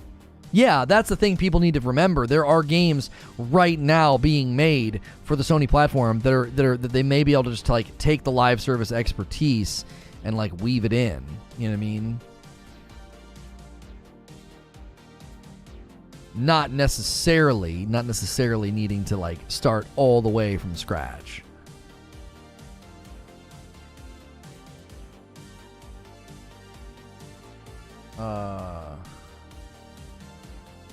A call to action. YouTube must protect its creators now. Non-fair use countries threaten the entire platform. Everyone that flagged the issue for me. Huh. What's going on? Non-fair use countries are a threat to the platform? How? Are people just re-uploading?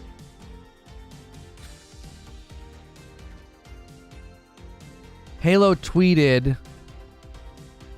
Okay, so Halo tweeted, a Halo Infinite update is now live with improvements to big team battle matchmaking. If you're currently playing, close and relaunch Halo Infinite to install.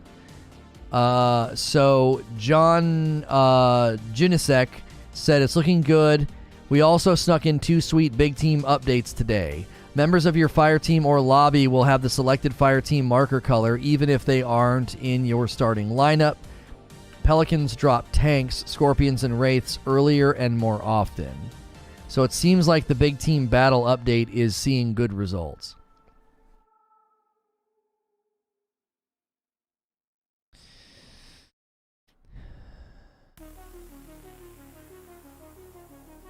It's kind of like Wolverine. I don't even consider that game real at the moment. Right. I get that. The fact is, studios can't spend all those man-hours required to build meticulous game worlds only to essentially throw them away. It's not good use of resources. The update's working nicely. Okay, that's good news. I mean, I hammered them this morning, so, you know, if they can rise to the occasion and step up, then good. You know? good.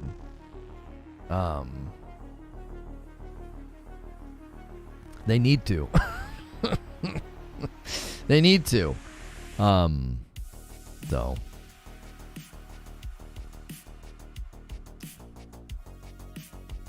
The term live service gives me chills remembering Anthem. I wish the game would have panned out. I still think it had one of a kind gameplay. Oh, for sure. For sure. One of the reasons that people were so irritated with Anthem is they liked it. You know what I mean? People don't get that wound up and angry about a game that they don't like. So Sony live service games could have a similar effect. You know what I'm saying? Like, hey, you know, these games are good and they're ongoing. It wasn't that Anthem was bad. It's that Anthem didn't let you continue playing. There was nothing there. And it's like, this game's good and I want to keep playing, and there's nothing.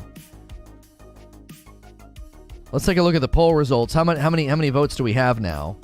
563 votes on the poll. Sony live service games. Is this a good or a bad thing, them moving into more live service? 74% saying good, 26% saying bad. Yeah, live service wasn't Anthem's problem. That's true. I keep hoping that Anthem source code leaks. Right? Update schmupdate. Fiesta's lit right now. Frick this Stronghold challenge. Yeah, I can't stand that aspect of Halo. Making me go do other stuff. I don't like that at all. I don't like it. It's annoying.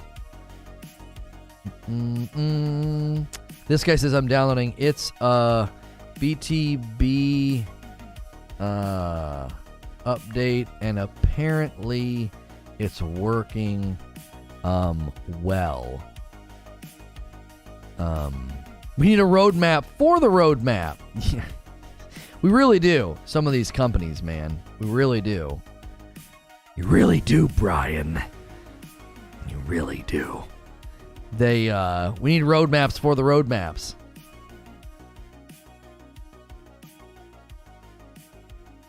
Metamorphose? Metamorphosize? Metamorphize. Is it metamorphize? Metamorphize? I said it earlier. Metamorphise.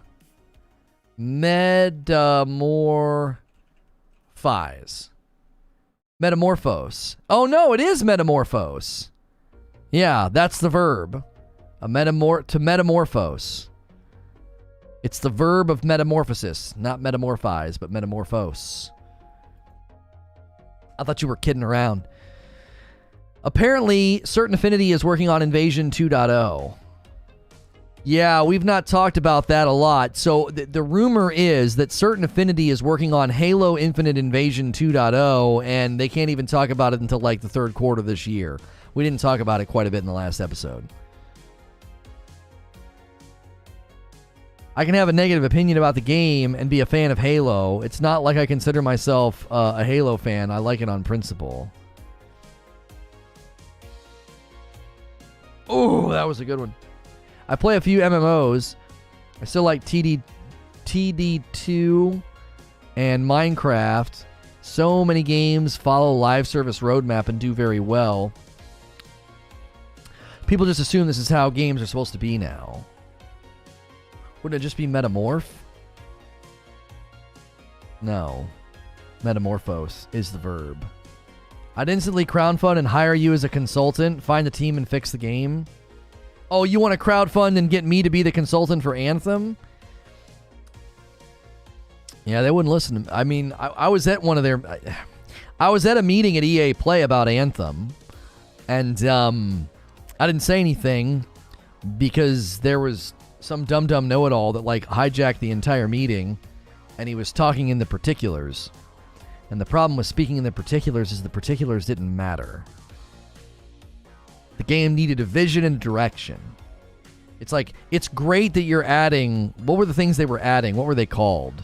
The missions that you could go play. They were like mini raids or whatever. They were adding more of those. And I was like, this is great that you guys are making content. This is cool that you're making content and giving things people to do.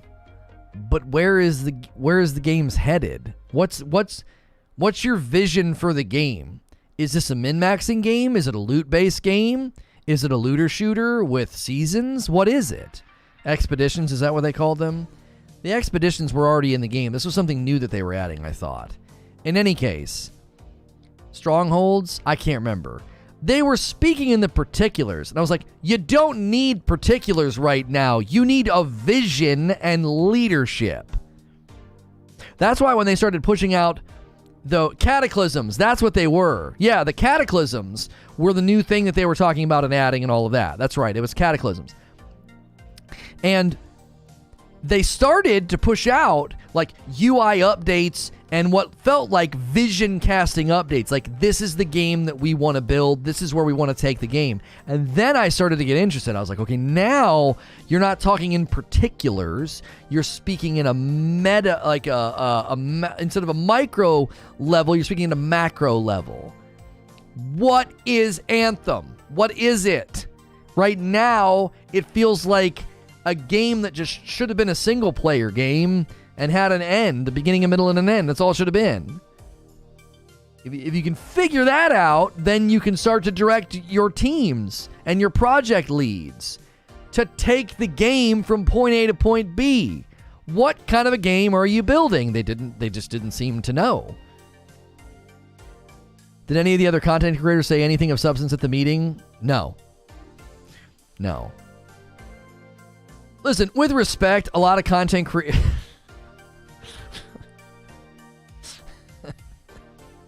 With respect, a lot of content creators aren't that bright.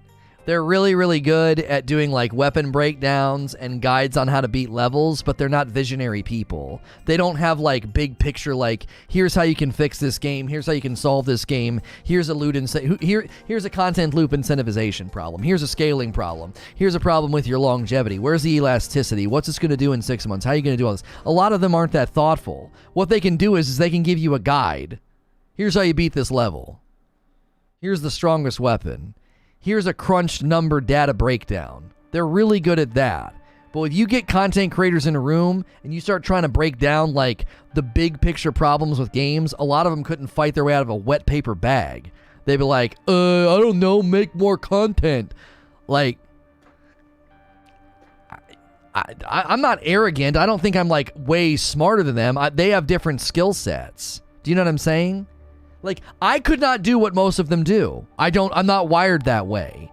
The breaking down of the damage and the breaking down of this and that min-maxed build and this min-maxed build and this guide. They're so good at the particulars, but they're horrible at big picture. Visionaries zoom out. Get off the ground. Stop looking at the particulars. What is the problem?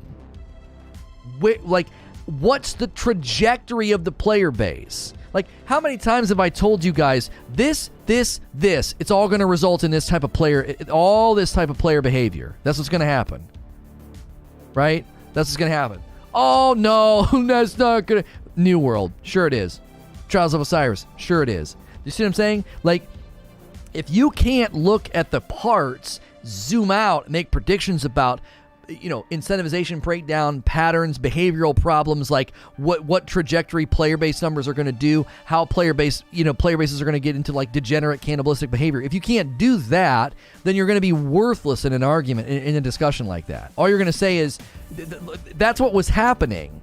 The one guy was just focused on the particulars. He was focused on the content. And I'm like, none of this matters. None of this matters. Where is the foresight? Where's the vision casting? Like, where are you taking the game? You could make 15 more catalysts and it wouldn't matter. It would never matter.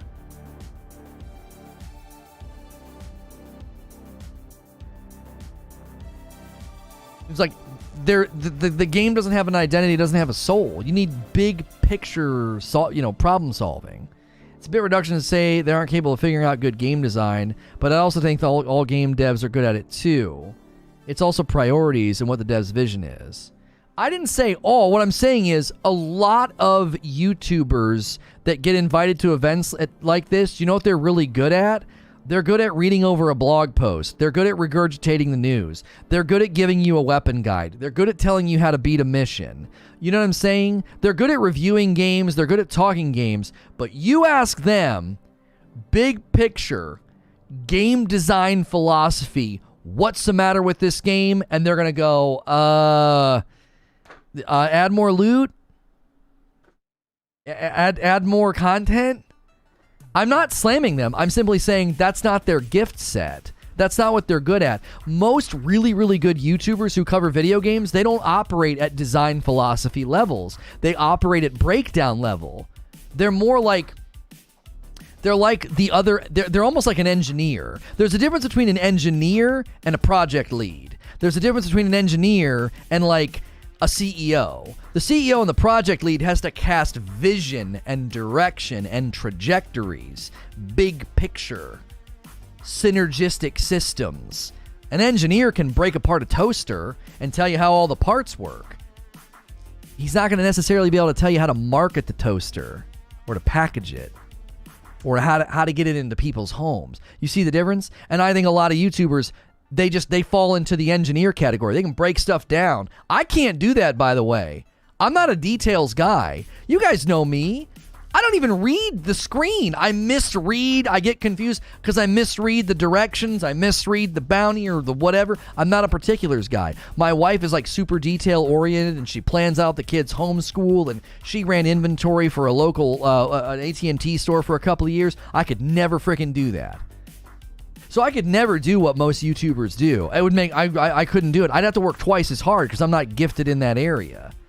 I don't do damage breakdowns, min-max build breakdown, strategy. Blah, blah, blah, blah. I don't do that. I don't. I'm better at doing like, well, okay, what's the player incentivization problem here? Well, what's the elasticity problem here? Do you remember Armor 2.0? Remember before it even came out? What did I say? There's no elasticity here. I'm going to spend 3 months getting a god tier build. Why would I get rid of it? And they had to solve that problem after the fact. And when they solved that problem after the fact, they painted themselves into a corner with builds that were too strong. So then they had to block those builds off to the sunset, right? Because they weren't thinking, there was no foresight. It was like, oh, just here's more stuff to chase. I took one look at Armor 2.0 and that's what I said. I said, where's the elasticity here? What in the frick am I going to do in 3 months? How you gonna incentivize me to grind in 4 months? You're gonna invalidate all my work? No? Well, then what are you gonna make me chase? More loot and more content doesn't fix games, and it certainly doesn't get games into a live service rhythmic trajectory pattern where people keep coming back and playing.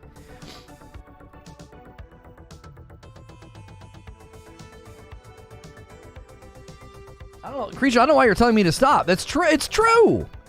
Do you know how many meetings I've been in with YouTubers and streamers trying to consult on what would fix a game, and like what they say is like, oh my gosh. Look at the game we used to cover. Look at the game we used to cover. Almost every single thing that content creators contributed to the game with their insight and their input, it all got taken out 2 years later. Why? Because it was stupid. It was stupid. Everything. Slow leveling, making content really, really hard, making things really grindy with like extra layers of currency, gone. All that influence from all those YouTubers. Why? Because they're not analyzing big picture player trajectory or player pattern projection. All they're doing is just trying to give themselves more content to make. We want things to be slow and grueling and terrible so we can stream for 8 hours a day. That's why, like, they're engineers. They break things down. They want things to be slow. They want to be able to min-max. They want to be able to get an extra point here or another point there. They had to rip all that crap out of the game. Because I'm telling you, that is a consistent trend in that kind of feedback. So when I'm sitting in a meeting and they're talking about Anthem... And 3 of the people talking were constantly dealing in the particulars and talking about content. I was like, it's a freaking waste of time. This is a waste of time. Nobody here is even thinking big picture. You're all thinking about the little teeny tiny What's going to happen when the Cataclysm's over? What's going to happen when everybody gets all loot from a Cataclysm? I don't know. People are going to stop playing. How are you going to get them to come back? Well, we'll put another Cataclysm in the game. Well, is the Cataclysm loot in that Cataclysm going to be better than the loot in this Cataclysm? Because it's better than the loot in this Cataclysm. You just invalidated the previous Cataclysm, which invalidates this Cataclysm. Because if I'm going to run this one, then I'm not going to be able to care about the stuff once I'm done with it. Because once I'm done with it, you're going to have another one waiting for me. That kind of feels like a pointless loot treadmill. So where's the elasticity of either my loot or the content so it can go for more than 2 months? Well, nobody's thinking about that. They're talking about why the Cataclysm's fun.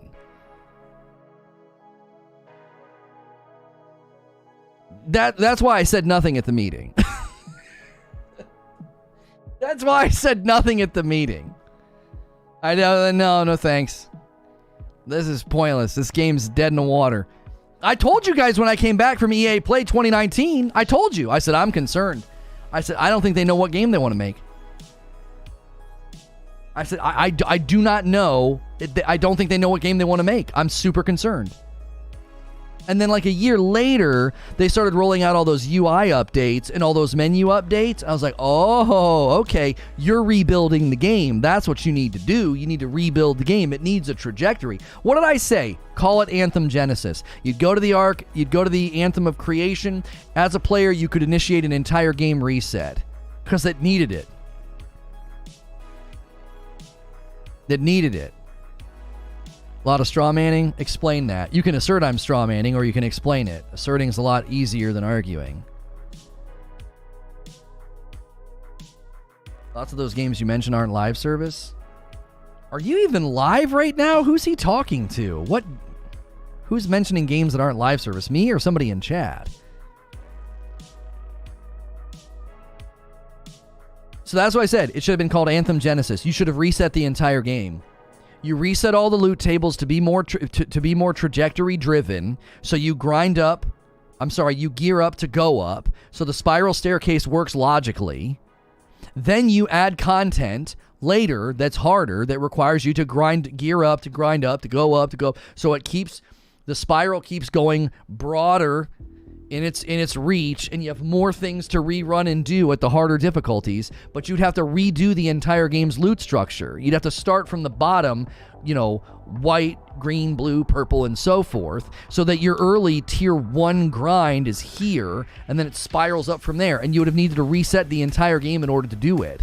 Because you would need the transcriptions to be logical. The transcriptions weren't even logical at the time. You could get a shotgun with transcriptions for like an AR. It didn't make any sense. So they had transcriptions that were convoluted and contradictory, and the loopholes themselves weren't even generous enough.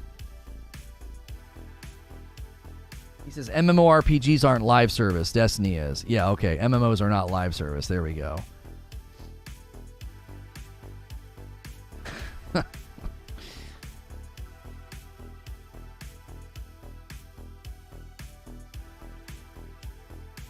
BioWare forgot to make a game engine for Anthem. That's what killed Anthem. It was EA exec that said, no, keep the flying mechanic. Yeah, they were going to build like a survival game with like storm systems and stuff. You know what I mean? I might be speaking out of turn, but you should have been a game dev. You have a lot of good ideas. I don't know. If this guy can become a game dev, we all have a chance.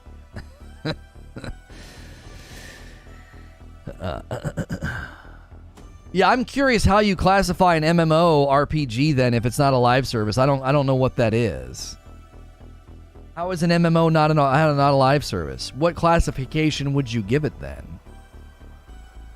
That seems that I don't know. I feel like people do that just so they can say there aren't any good live service games. I feel like your motivation in saying that is suspect.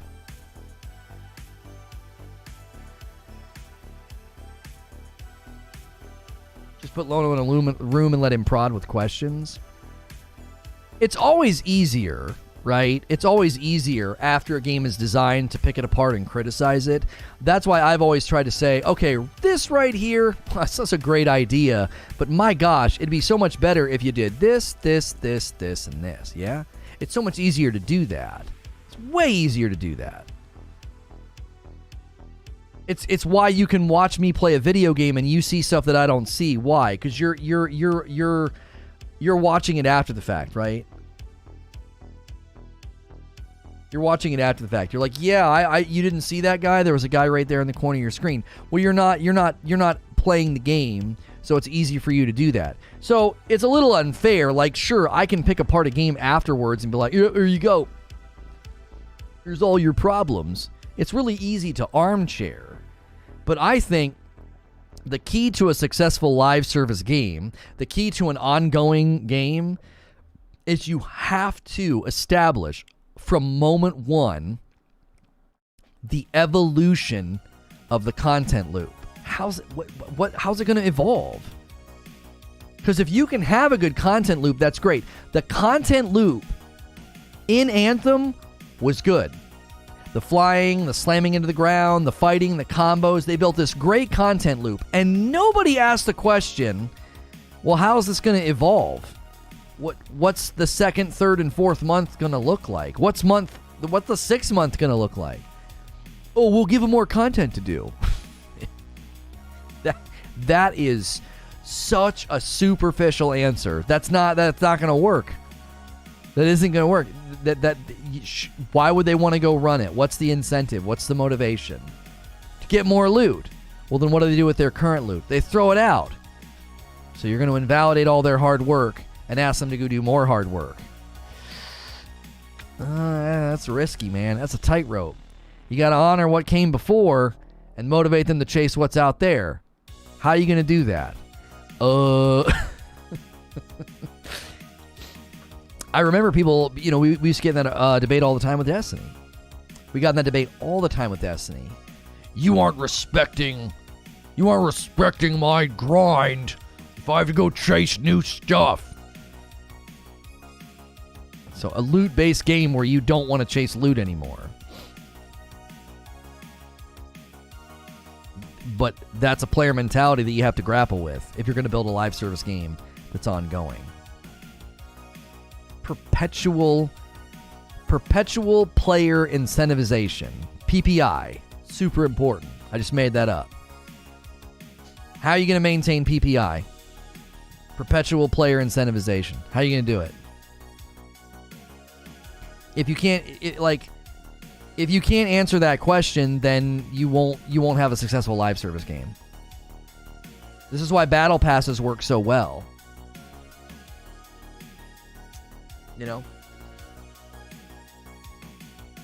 Battle passes work really well because you get to carry all that stuff forward with you. If you want to use something from season 2, 3, or 4 to make yourself look cool, you can. And now there's new stuff to get, a new battle pass. It doesn't matter that your level reset. It doesn't matter that your level reset.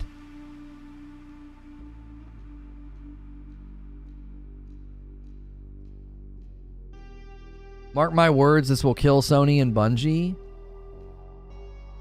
Gee. Man, I don't... Okay. Yeah. Couple of billion, and Sony's like, well, we killed ourselves, dude. Sony's dead. A 3.6 billion investment didn't go well. They're done, man. They're freaking done. That was their last. That was the last dollars in their wallet. They killed themselves, bro. That's it. That's the end of Sony. A bad investment of 3.6 billion was all it took. Investing into one of the most lucrative video game verticals out there, live service. They're investing into probably one of the most lucrative video game verticals available right now. Live service games are incredibly lucrative. They generate ridiculous amounts of money.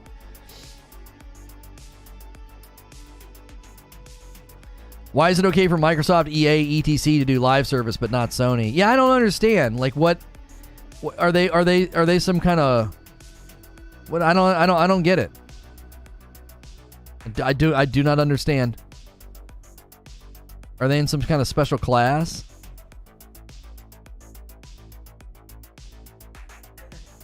We'll be reminiscing about the good old days of Sony and Bungie.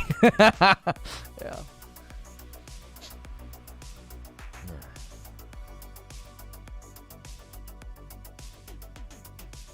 Sony has 20 billion cash on hand. Buying Bungie can't harm them. Yeah, I think they're all right. But what's popular single player? The most profitable, most played games are not single player games. They're multiplayer games. What are you talking about?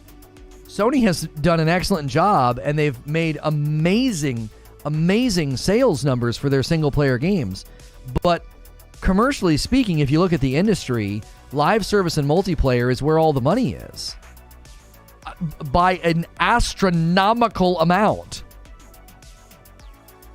By an astronomical amount. $5 tip from Akuta Papa says, I'm constantly harsh on Sony because of their business decisions. This isn't bad for Sony.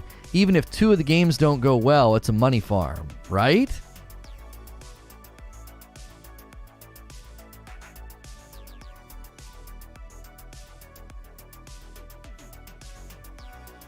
They're still the top revenue generator, and they're arguably using the harder model. Yeah, that's a well-made point. Sony is doing just fine, and they're using an outdated model. What do you think they're going to be able to do with live service games? Also hedging your bets to say if one of the games fails, it'll be a crap fest. Right, like that. Yeah, that's such a loaded prediction. Such a loaded prediction. What are we getting on this? Yeah, I thought we were gonna struggle. Yeah. No search, no suggest. Such a narrow category, and we're still crushing it. I love this channel. I love this channel, and I love you guys. This is such a difficult topic to get to like shove into YouTube. And you guys brought the support anyway. I love it. No one's finding this video on YouTube. It's so non-specific. Like Sony live service games. It's not about a particular topic or game, and we're doing just fine. I love this channel so much. Sony had 44 billion cash on hand for 2020, for example, and not all deals need to be all cash. Bungie's just the beginning. I can definitely see Capcom next. Can someone list the negatives for Sony making a Game Pass live service or live service games? I haven't had a valid reason. I don't know. Where do you think the money comes from? Milking their fan base with microtransactions? Wait, I don't understand what you're saying. Who's milking their fan base with microtransactions? Who are you talking about? I don't know what you're talking about. A $5 tip from Chris Nowak. It will only be bad for Sony if it affects the quality and releases of their first-party single-player games, which I don't think it will, because I believe this will be a very separate venture. Thank you for the $5 tip, by the way. I don't think so. I think it'll be this is a very different venture. I don't think it'll have any effect on their first-party titles.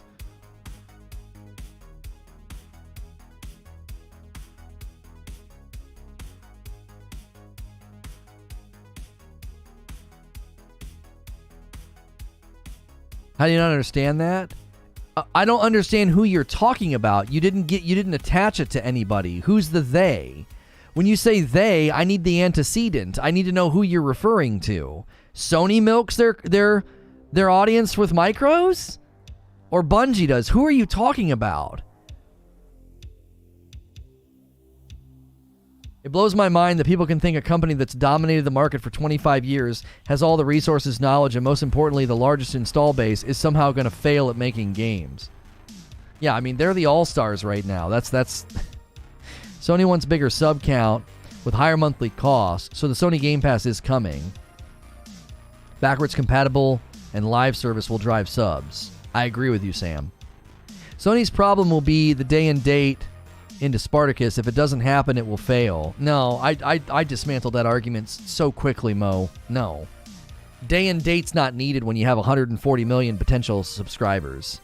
140 million Sony users that don't give a rip about day and date, because day and date only concerns the PC crowd. And the PC crowd is proving that they will buy and support ported titles in great numbers.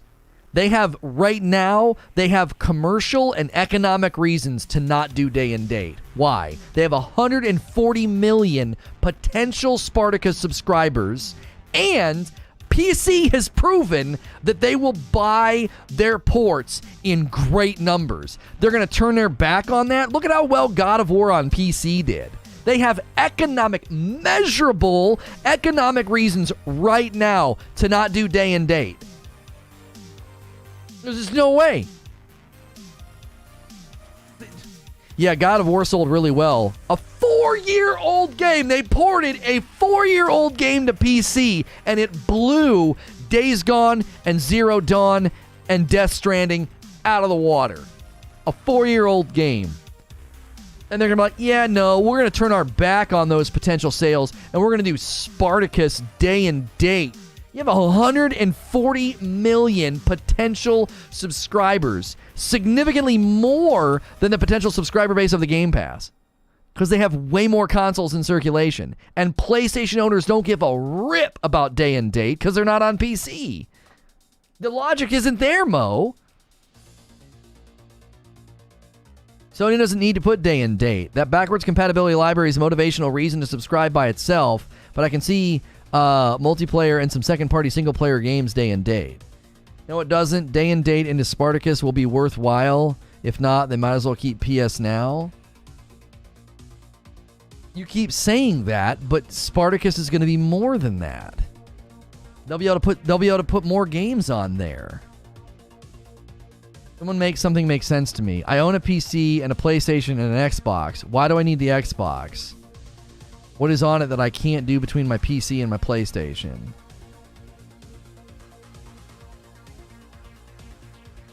They're dropping PS Now because they're upgrading beyond PS Now's infrastructure. I'm not talking about just PC, Lono. Spartacus will be the subservice that needs day and date. What? You're arguing so narrowly, Mo. Like, Spartacus can't go anywhere if they don't do day and date. You're not even engaging with this point that I've made. You're not engaging with it. There's 140 million PlayStation owners that have day and date doesn't affect them. It doesn't. So answer me this, Mo. How do you convince the 140 million PlayStation owners to buy Spartacus? With day and date. Day and date doesn't affect them. Day and date only affects PC owners. So answer me this, Mo. How does Sony get its existing PlayStation owners on Spartacus? Because according to you, without day and date, it's just PS Now. Day and date only affects PC users. So day and date is completely immaterial to a PlayStation owner. So what will distinguish Spartacus from PS Now to the 140 PlayStation owners? What will it be? That's the question you have to answer. And the answer is backwards compatibility and more games. They're going to add more games to it that are currently in the library. So it's like an upgraded version of PS Now. You see what I'm saying? They have an existing user base, Mo. You're not explaining how they're going to convince people to do Spartacus to the 140 million existing users. How are you going to convince them? Day and date. But day and date doesn't benefit them. Day and date only benefits PC users. Day and date means first party will go into the service day and date. Oh, so you're saying Spider-Man 2 will hit Spartacus on its release? No. Sony's going to put its first-party AAA on Spartacus and will stop spending $70 on each, as Spartacus will be too good of a deal. No. I don't think so. Maybe they'll give you a discount. I'll take that action, Mo. I don't think they'll do it. Yeah, I'll take that action. I don't think so.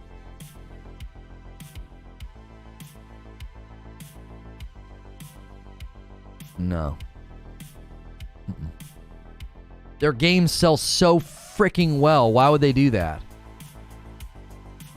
Their games sell so incredibly well. Why the frick would they do that?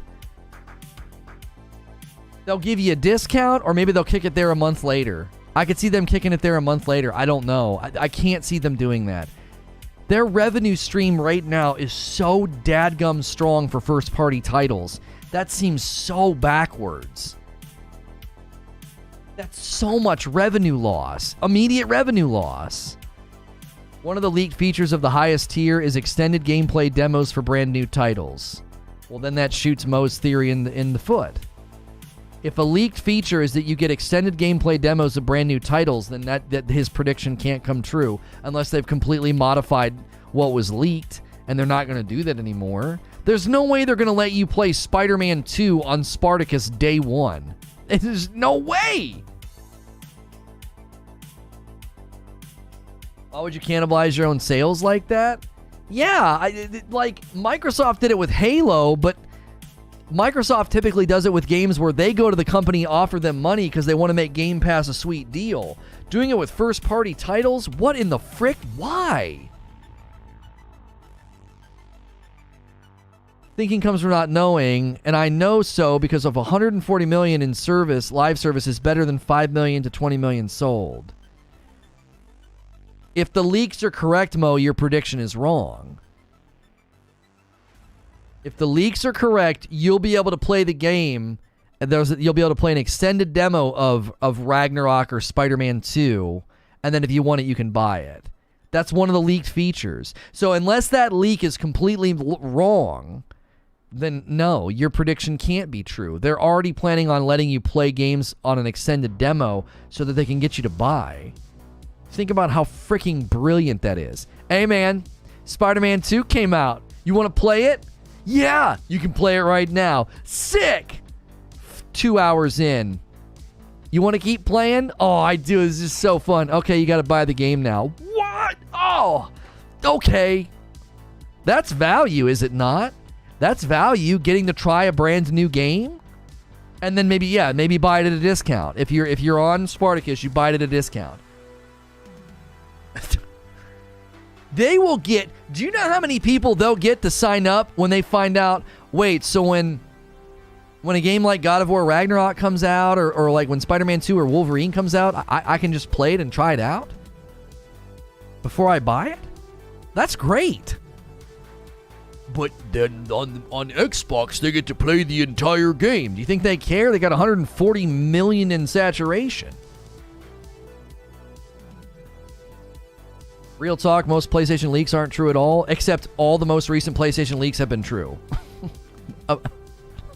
All the leaks about games coming to PC, all the leaks from that presentation, it's all coming true. What do you mean? What PlayStation leaks haven't come true? Virtually all the ones we've covered have come true. I don't know, man. I can't wait till it's here. It'll be like Psychonauts 2 all over again. It'll be like Psychonauts 2 all over again. Mo will have to eat crow. I'm gonna name you Eat Crow Mo.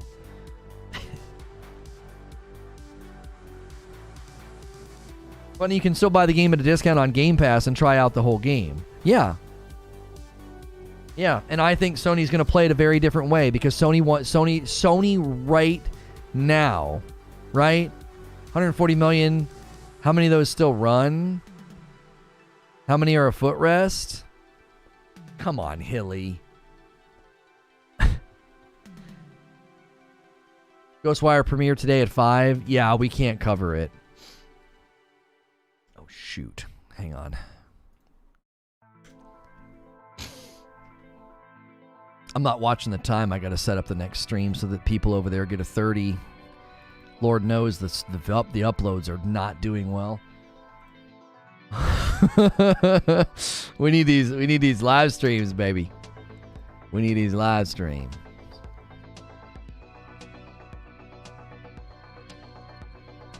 We're going to be doing some drop die cast in Warzone. I was so angry this morning.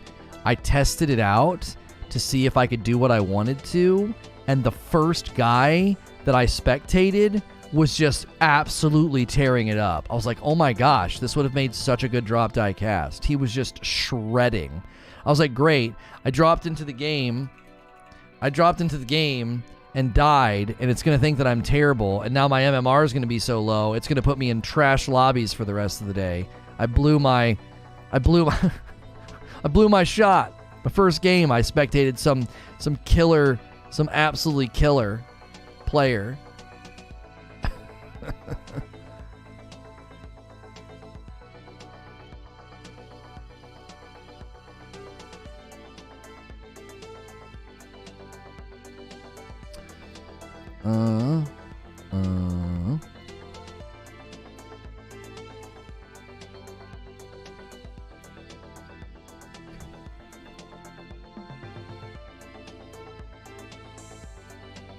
He was cheating. The next guy you watch will be two, though, so don't worry. Oh, no, he wasn't cheating. Trust me, I know what cheaters look like, man. I played back in the day, and Quake 3 Rocket Arena had wall hackers and aimbotters. I know what a cheater looks like. This guy was not cheating. You could tell his rank was really high. His instincts were really sharp. Like, he knew what he was doing. He was a good player. Yeah, cheater or potato? Which will it be? I was playing controller on Xbox. I have a feeling. I have a feeling that he was not cheating. All right, we'll be going over there in about 30 minutes.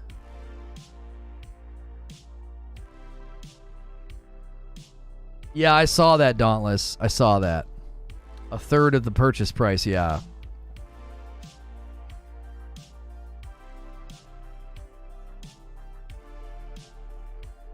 Make straight bank if they do day and date? No. It's kind of like, okay, it's like this. It's like kind of like this, Mo. It was like when Amazon Prime got you ad-free viewing on Purple, and they had to take it away, and it made everybody really mad, right? Okay? Made everybody really, really mad. Sony's strategy here is brilliant, because rather than immediately giving you day and date on really, really big titles, they'll be like, well, no, we're not going to do that, but we'll let you try them out. That's a great value. You've never been able to do that before. So the Sony user base, 140 million. Let's say there's 20 million footrests, Hilly. The 120 million people out there that are like, oh, I can try the game out? Do you know how many? It'll probably increase their day one and week one sales, because way more people will be like, man, I this is such a great value. Anytime a new game comes out, I can try it. This is wonderful, because the Sony market is not the same as the Microsoft market, so that consumer base is going to be thrilled with that new feature, right? To them, that's a brand new feature. I can try out Spider-Man 2 when it comes out. I can try out, Ragnarok or Wolverine or whatever. Man, this is great. This is amazing. I've never been able to try out a Sony game before. This is great. Would that harm their pre-order sales? It depends. Really, really big first-party titles like Spider-Man, Wolverine, and Ragnarok will probably be just fine on pre-order sales, because think about it. Like, they can bake in so many cool benefits and cool little trinkets and toys or whatever the frick, and then everybody's gonna want to be a part of that. Get some cool statue of Aloy or Kratos or Wolverine or whatever. There's no point to Spartacus if they don't put new games on it. It would just be PS Now. But the leaked benefits, Robert, is that you would be able to get extended demos of new titles. How is that not a huge value? Think about what that would have done for Returnal and Ratchet and Clank. Tons of players would have been spared the frustration of not really knowing what Returnal was, and a bunch of other people would have been like, dude, Ratchet and Clank is awesome. I want to play the rest of that. What you're saying is they should bring back game demos? I think game demos are a far better way to do it. I think Microsoft completely oversold themselves. Think of how many more units they would have sold if you could only play a game for a couple hours, and then if you wanted to play the rest of it, you had to buy it. How many more units of Outriders probably would have sold? Think about it. First 2 hours of Outriders is pretty good. That's pretty good. That's not bad. Gives you a pretty nice sample of the game. All the problems that Outriders had was way, way, way late game. And by then, who's going to pay full price for that game? Well, once it's off of Game Pass, you have to buy it if you want to keep it. Well, I don't care now. I got all the way to the end game. That's trash value. Look at Steam, 2 hours on everything. Yeah, but you can't play Spider-Man 2 on PC or Wolverine on PC or God of War Ragnarok or Horizon Forbidden West or Returnal or any of their other first-party titles. You guys keep making all these false equivalency comparisons. Like, who gives a frick about playing it for 2 hours on Steam? It says extended demo, so maybe it's longer than 2 hours. I don't know how long it would be.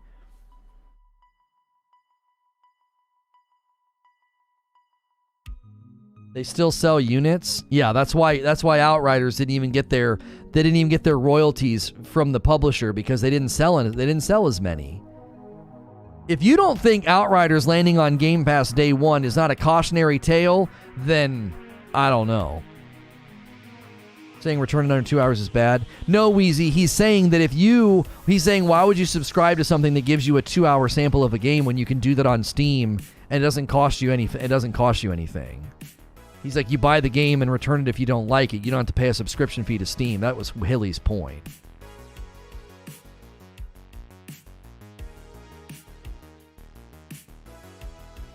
I miss the leaks. Is there a $2? There's no... Today wasn't about leaks. Today was about Sony live service games and how they want to make 10 of them over the next 4 years. Now we're stuck on this Spartacus thing because...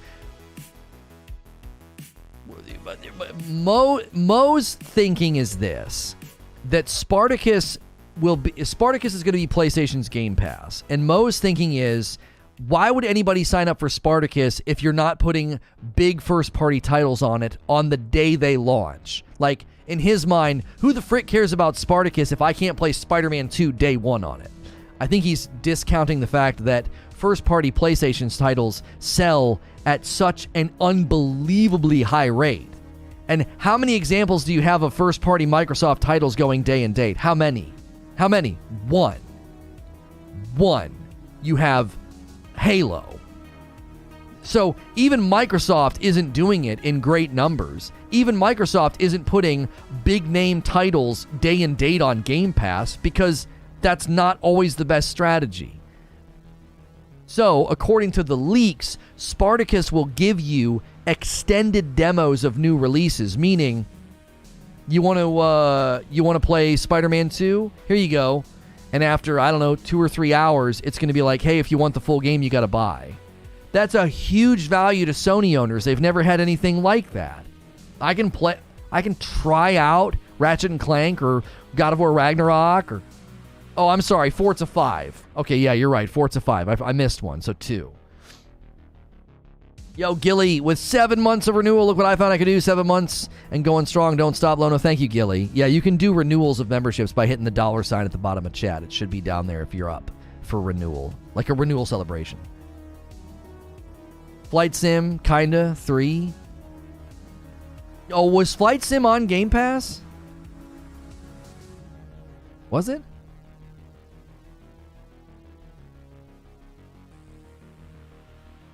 Perfect Dark and Fable will be day and date. Here's the thing.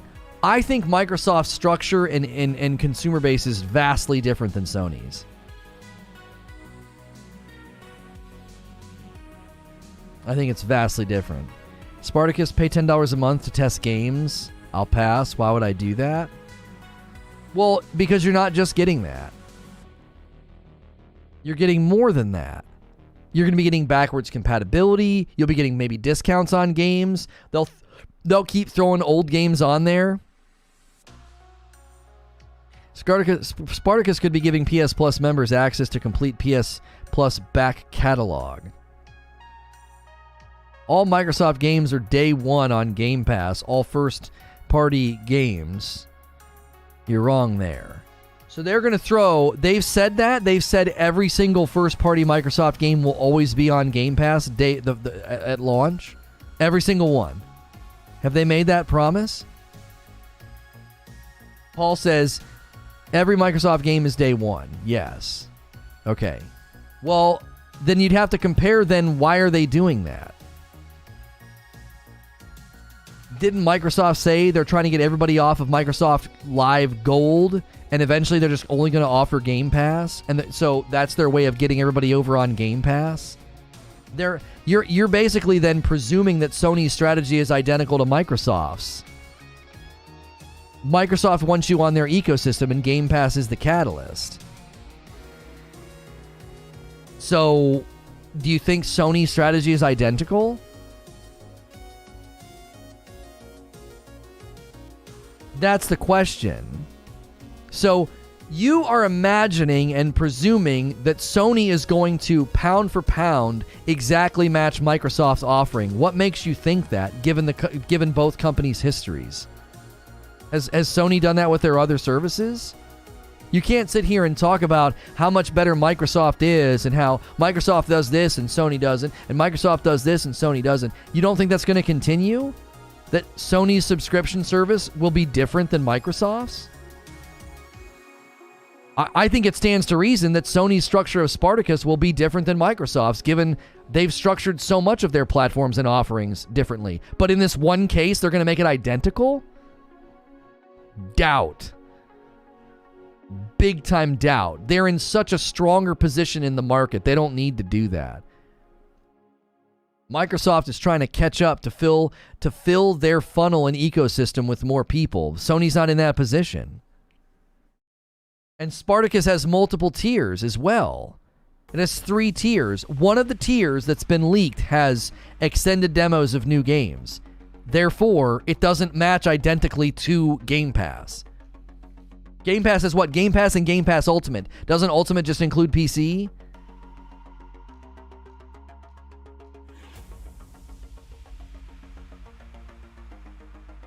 Sony's not the underdog. Yeah, so much of this is arguing as if Sony's the underdog and is like trying to play catch up or something.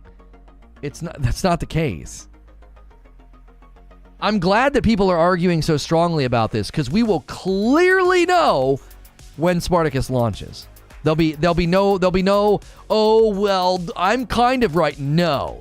You're either going to be right or you're going to be wrong.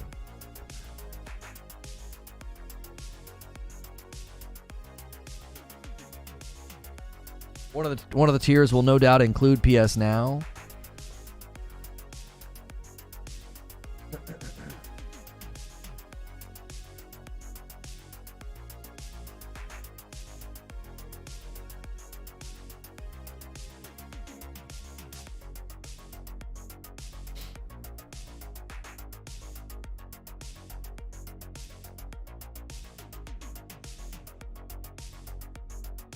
I don't think Game Pass launched with day and date. Yeah, I don't remember when they launched it, but it's day and date now.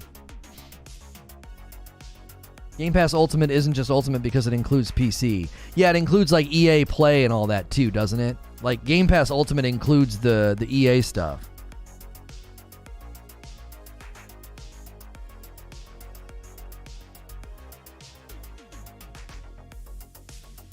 Does you have a partnership with Gunner now? I do. These are Gunner optics. These are brand new blue light blocking frames that I'm wearing, and you can use the glasses command if you want to use my link. It's had trouble with this box today. Yeah, it doesn't like this box. There we go. There we go. My link doesn't give you a discount because the frames are already very reasonably priced. Like they don't really need a discount.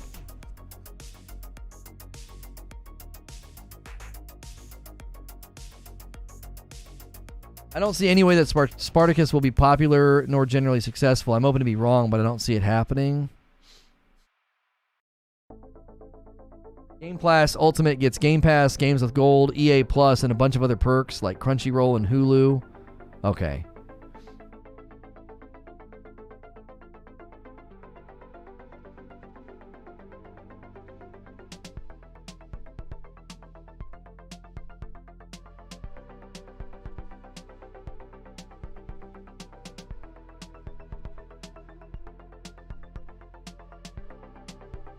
What's your model? These are the... I keep forgetting the name of them. Hang on. I have it in my notes because I wrote down which ones I wanted. Intercept. These are the intercept frames. These are pretty big frames. These are quite a bit bigger than some of the other frames I've worn. Like if you want to just see like how they're quite a bit larger than like these like red ones that I've worn before. Just as a way of comparison. See, a little less of my face is covered by the red ones. The intercepts are quite a bit larger. If you got to make sure your face, hairstyle and all that can, if you want larger frames. Larger frames can be a bit, what's the guy's name? What's his, Harry Carey? The ones are really cool. Yeah, I like them. I'm just giving you a fair warning. They're pretty big. They're pretty big frames. I think they look good though. I like them.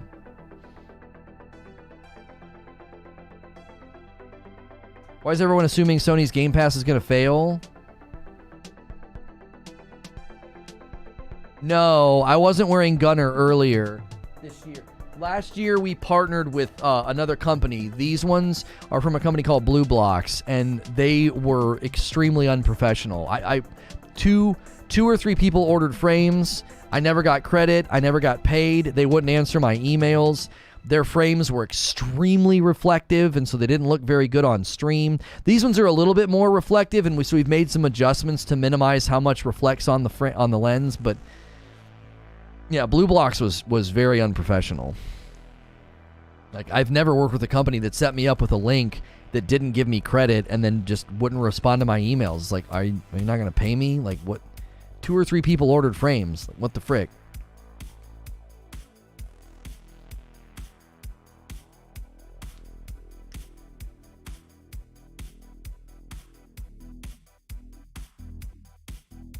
As long as Spartacus comes with Crunchyroll or Funimation, I'm on board. I'm already paying for both. And Sony just brought Crunchyroll.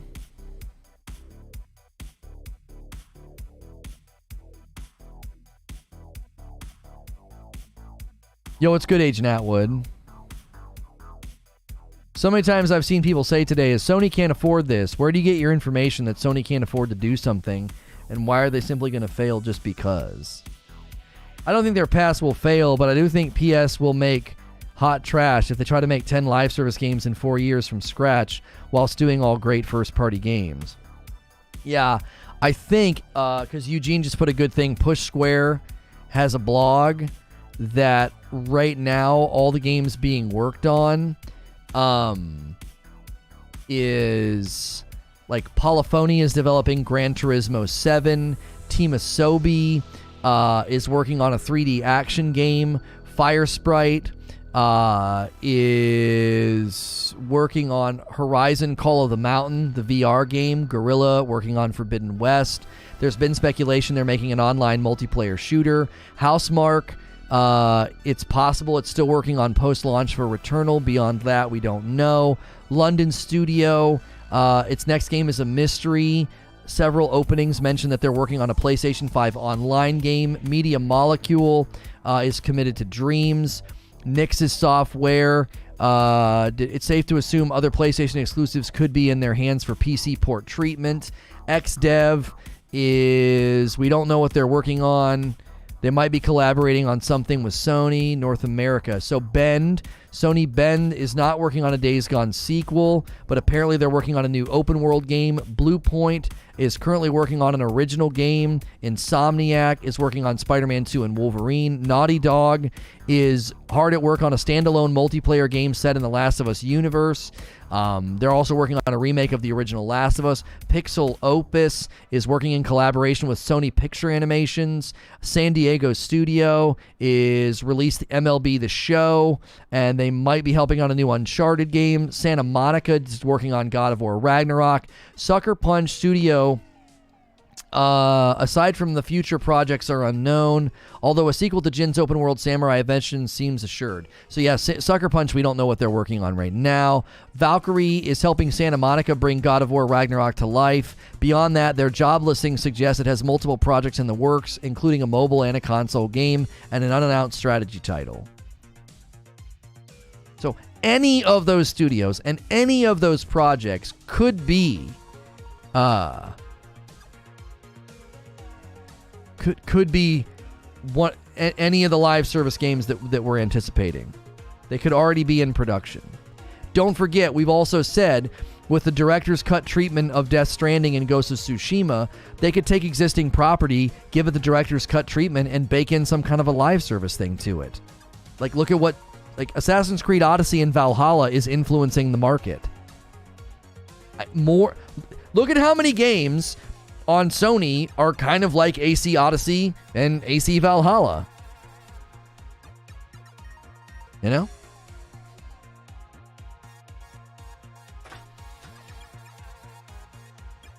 So there's a lot there that could already be in motion for this. And they wanted Bungie's expertise and their proprietary tech and their insight into live service, multi-platform live service games. Surprise, this game is now live service.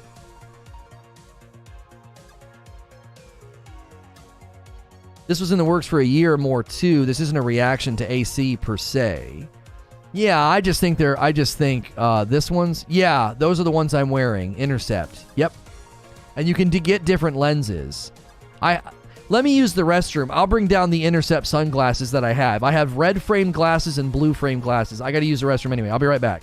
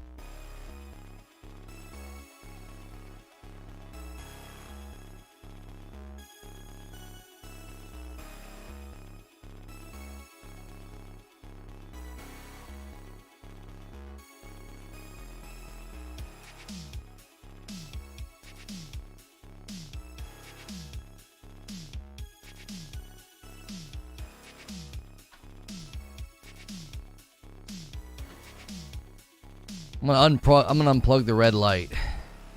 We're switching gears here in a minute anyway. I need to charge my freaking phone. I don't think I have an outlet. I don't think I have an outlet close enough.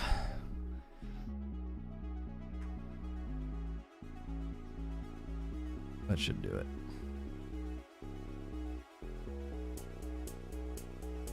Okay. So they sent me, these are non-prescription, just to kind of show off on stream. These, I believe, these are the red, and these are the blue.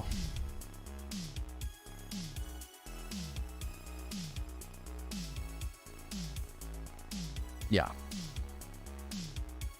So these are the same frames. These are intercepts, but with like a red frame, like sunglasses. So same frames, red tint, like an I think these are amber tint. These are the amber tinted sunglasses. Yeah, they're pretty.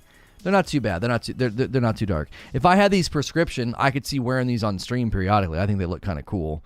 Little Iron Man going on. And then these are the blue. These are the blue. So we should wear these on split screen. We should wear these on split screen. So these are the blue. So these ones, you can almost not see my eyes at all through these. I didn't know they were going to be this blue and this reflective.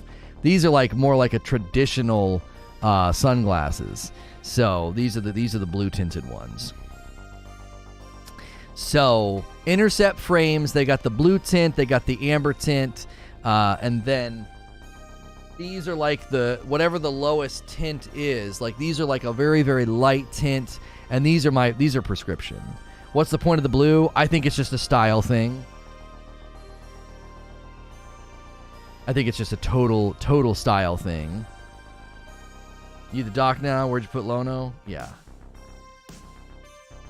Sony is blue. Yuck. Hey, split screen is blue, sucker. You're the official co-host of Split Screen. You better watch yourself. Yeah, these are the clear tint. So there's a slight tint on these, but they're clear. I guess they're considered the clear tint. Do they make everything you see blue? Yeah, the red and the blue puts a red and a blue tint on everything. Yeah. Wait, get some green ones? I know, right?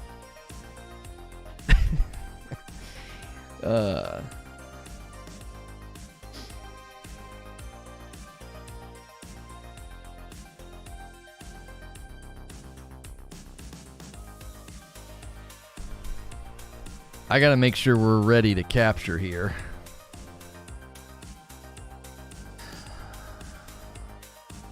Need some Tron colors. Yo, what's good, Fat Steven Seagal?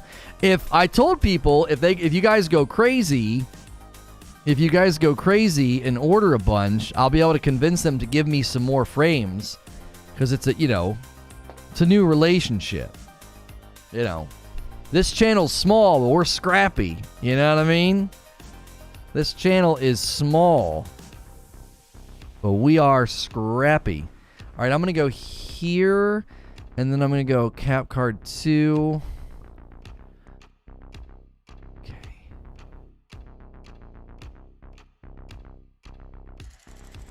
And then I think we just have to make sure we're on off of microphone. Yeah, there we go. Okay. I'm just making sure we're ready for split screen drop die cast.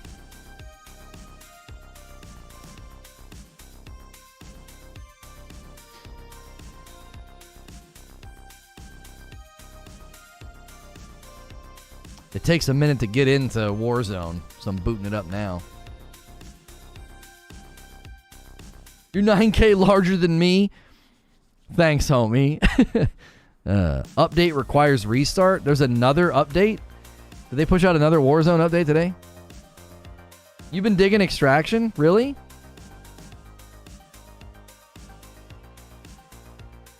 Still no face cam border? Did you guys decide against it?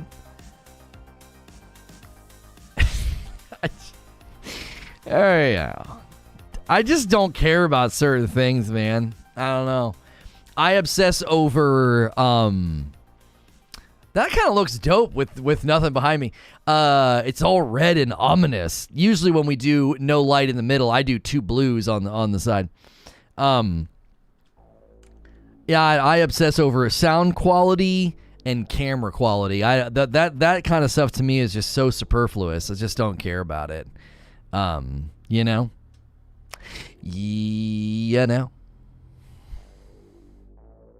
Want to see Lono playing Bloodborne?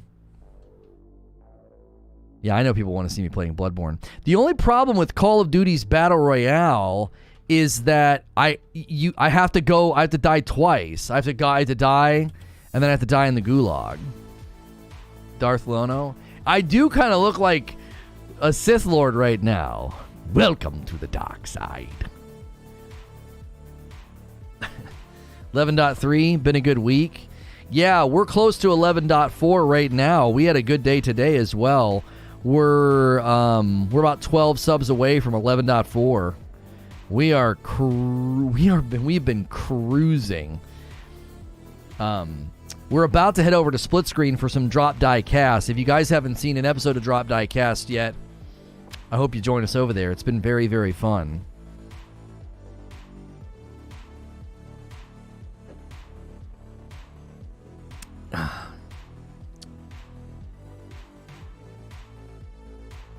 At least you can drop and die for the first time rather than hope you drop near enemies. Yeah, I can drop and die automatically in this game by just going off the map, which is really nice. I just have to wait for somebody to get into the gulag to kill me. So I hope you guys come with us to that stream. We're gonna head over there in about 5 minutes.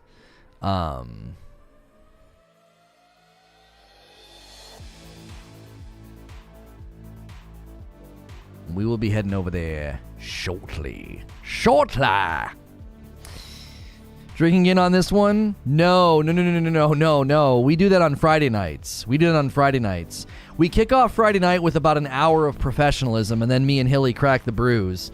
But I'm not going to drink on a Thursday afternoon. You know what I mean? There's always two, the master and the apprentice. Which are you? We'll switch it up.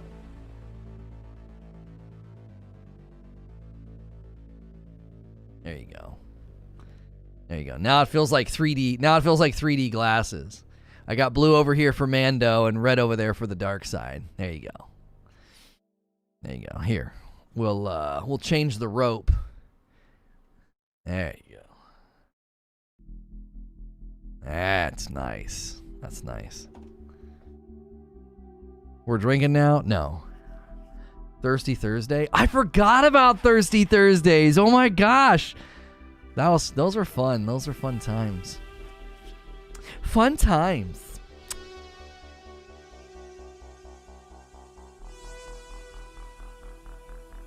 When that kid got that kill and you had to chug, and then he immediately died right after. Yeah. Put on the red glasses and put the hoodie up, Darth Lono. No, I'm not doing that. Super ready for DDC? Got a cold in the fridge waiting? Listen, I love that you guys are like supporting ICCA, I Can Cast Anything. DDC is Drop Die Cast. And then the Friday Night Shoutcast, right? The Friday Night Shoutcast, that's the show on Friday nights with me and Hilly. What kind of beer was that, by the way? I don't know. The one that I chugged was probably a Narragansett.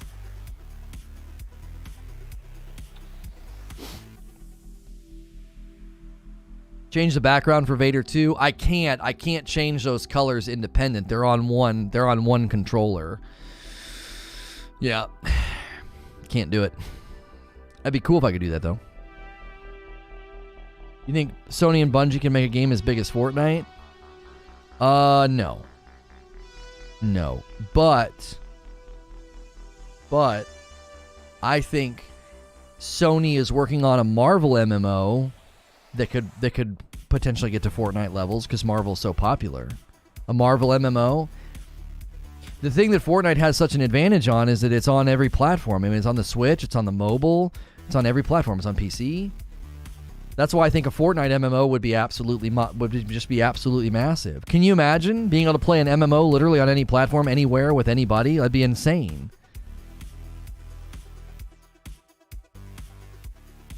Did you consider casting the video I posted about the bees killing the wasp? It's pretty cool. If it's under 10 minutes, it'll probably hit Friday night with me and Hilly.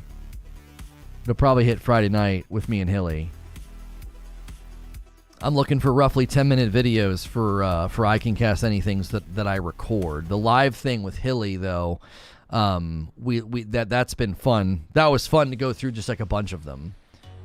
That was really fun. Okay, so for those of you that are not aware, we have a bunch of other channels. One of the channels that we have is called Split Screen. And Split Screen is a casting desk where we do esports news, industry news, and every Thursday afternoon, we do a segment called Drop, Die, Cast, where we drop, we die, and we cast. And we'll be doing Warzone today. How do you edit your clan tag in this? Is it in barracks? Yes.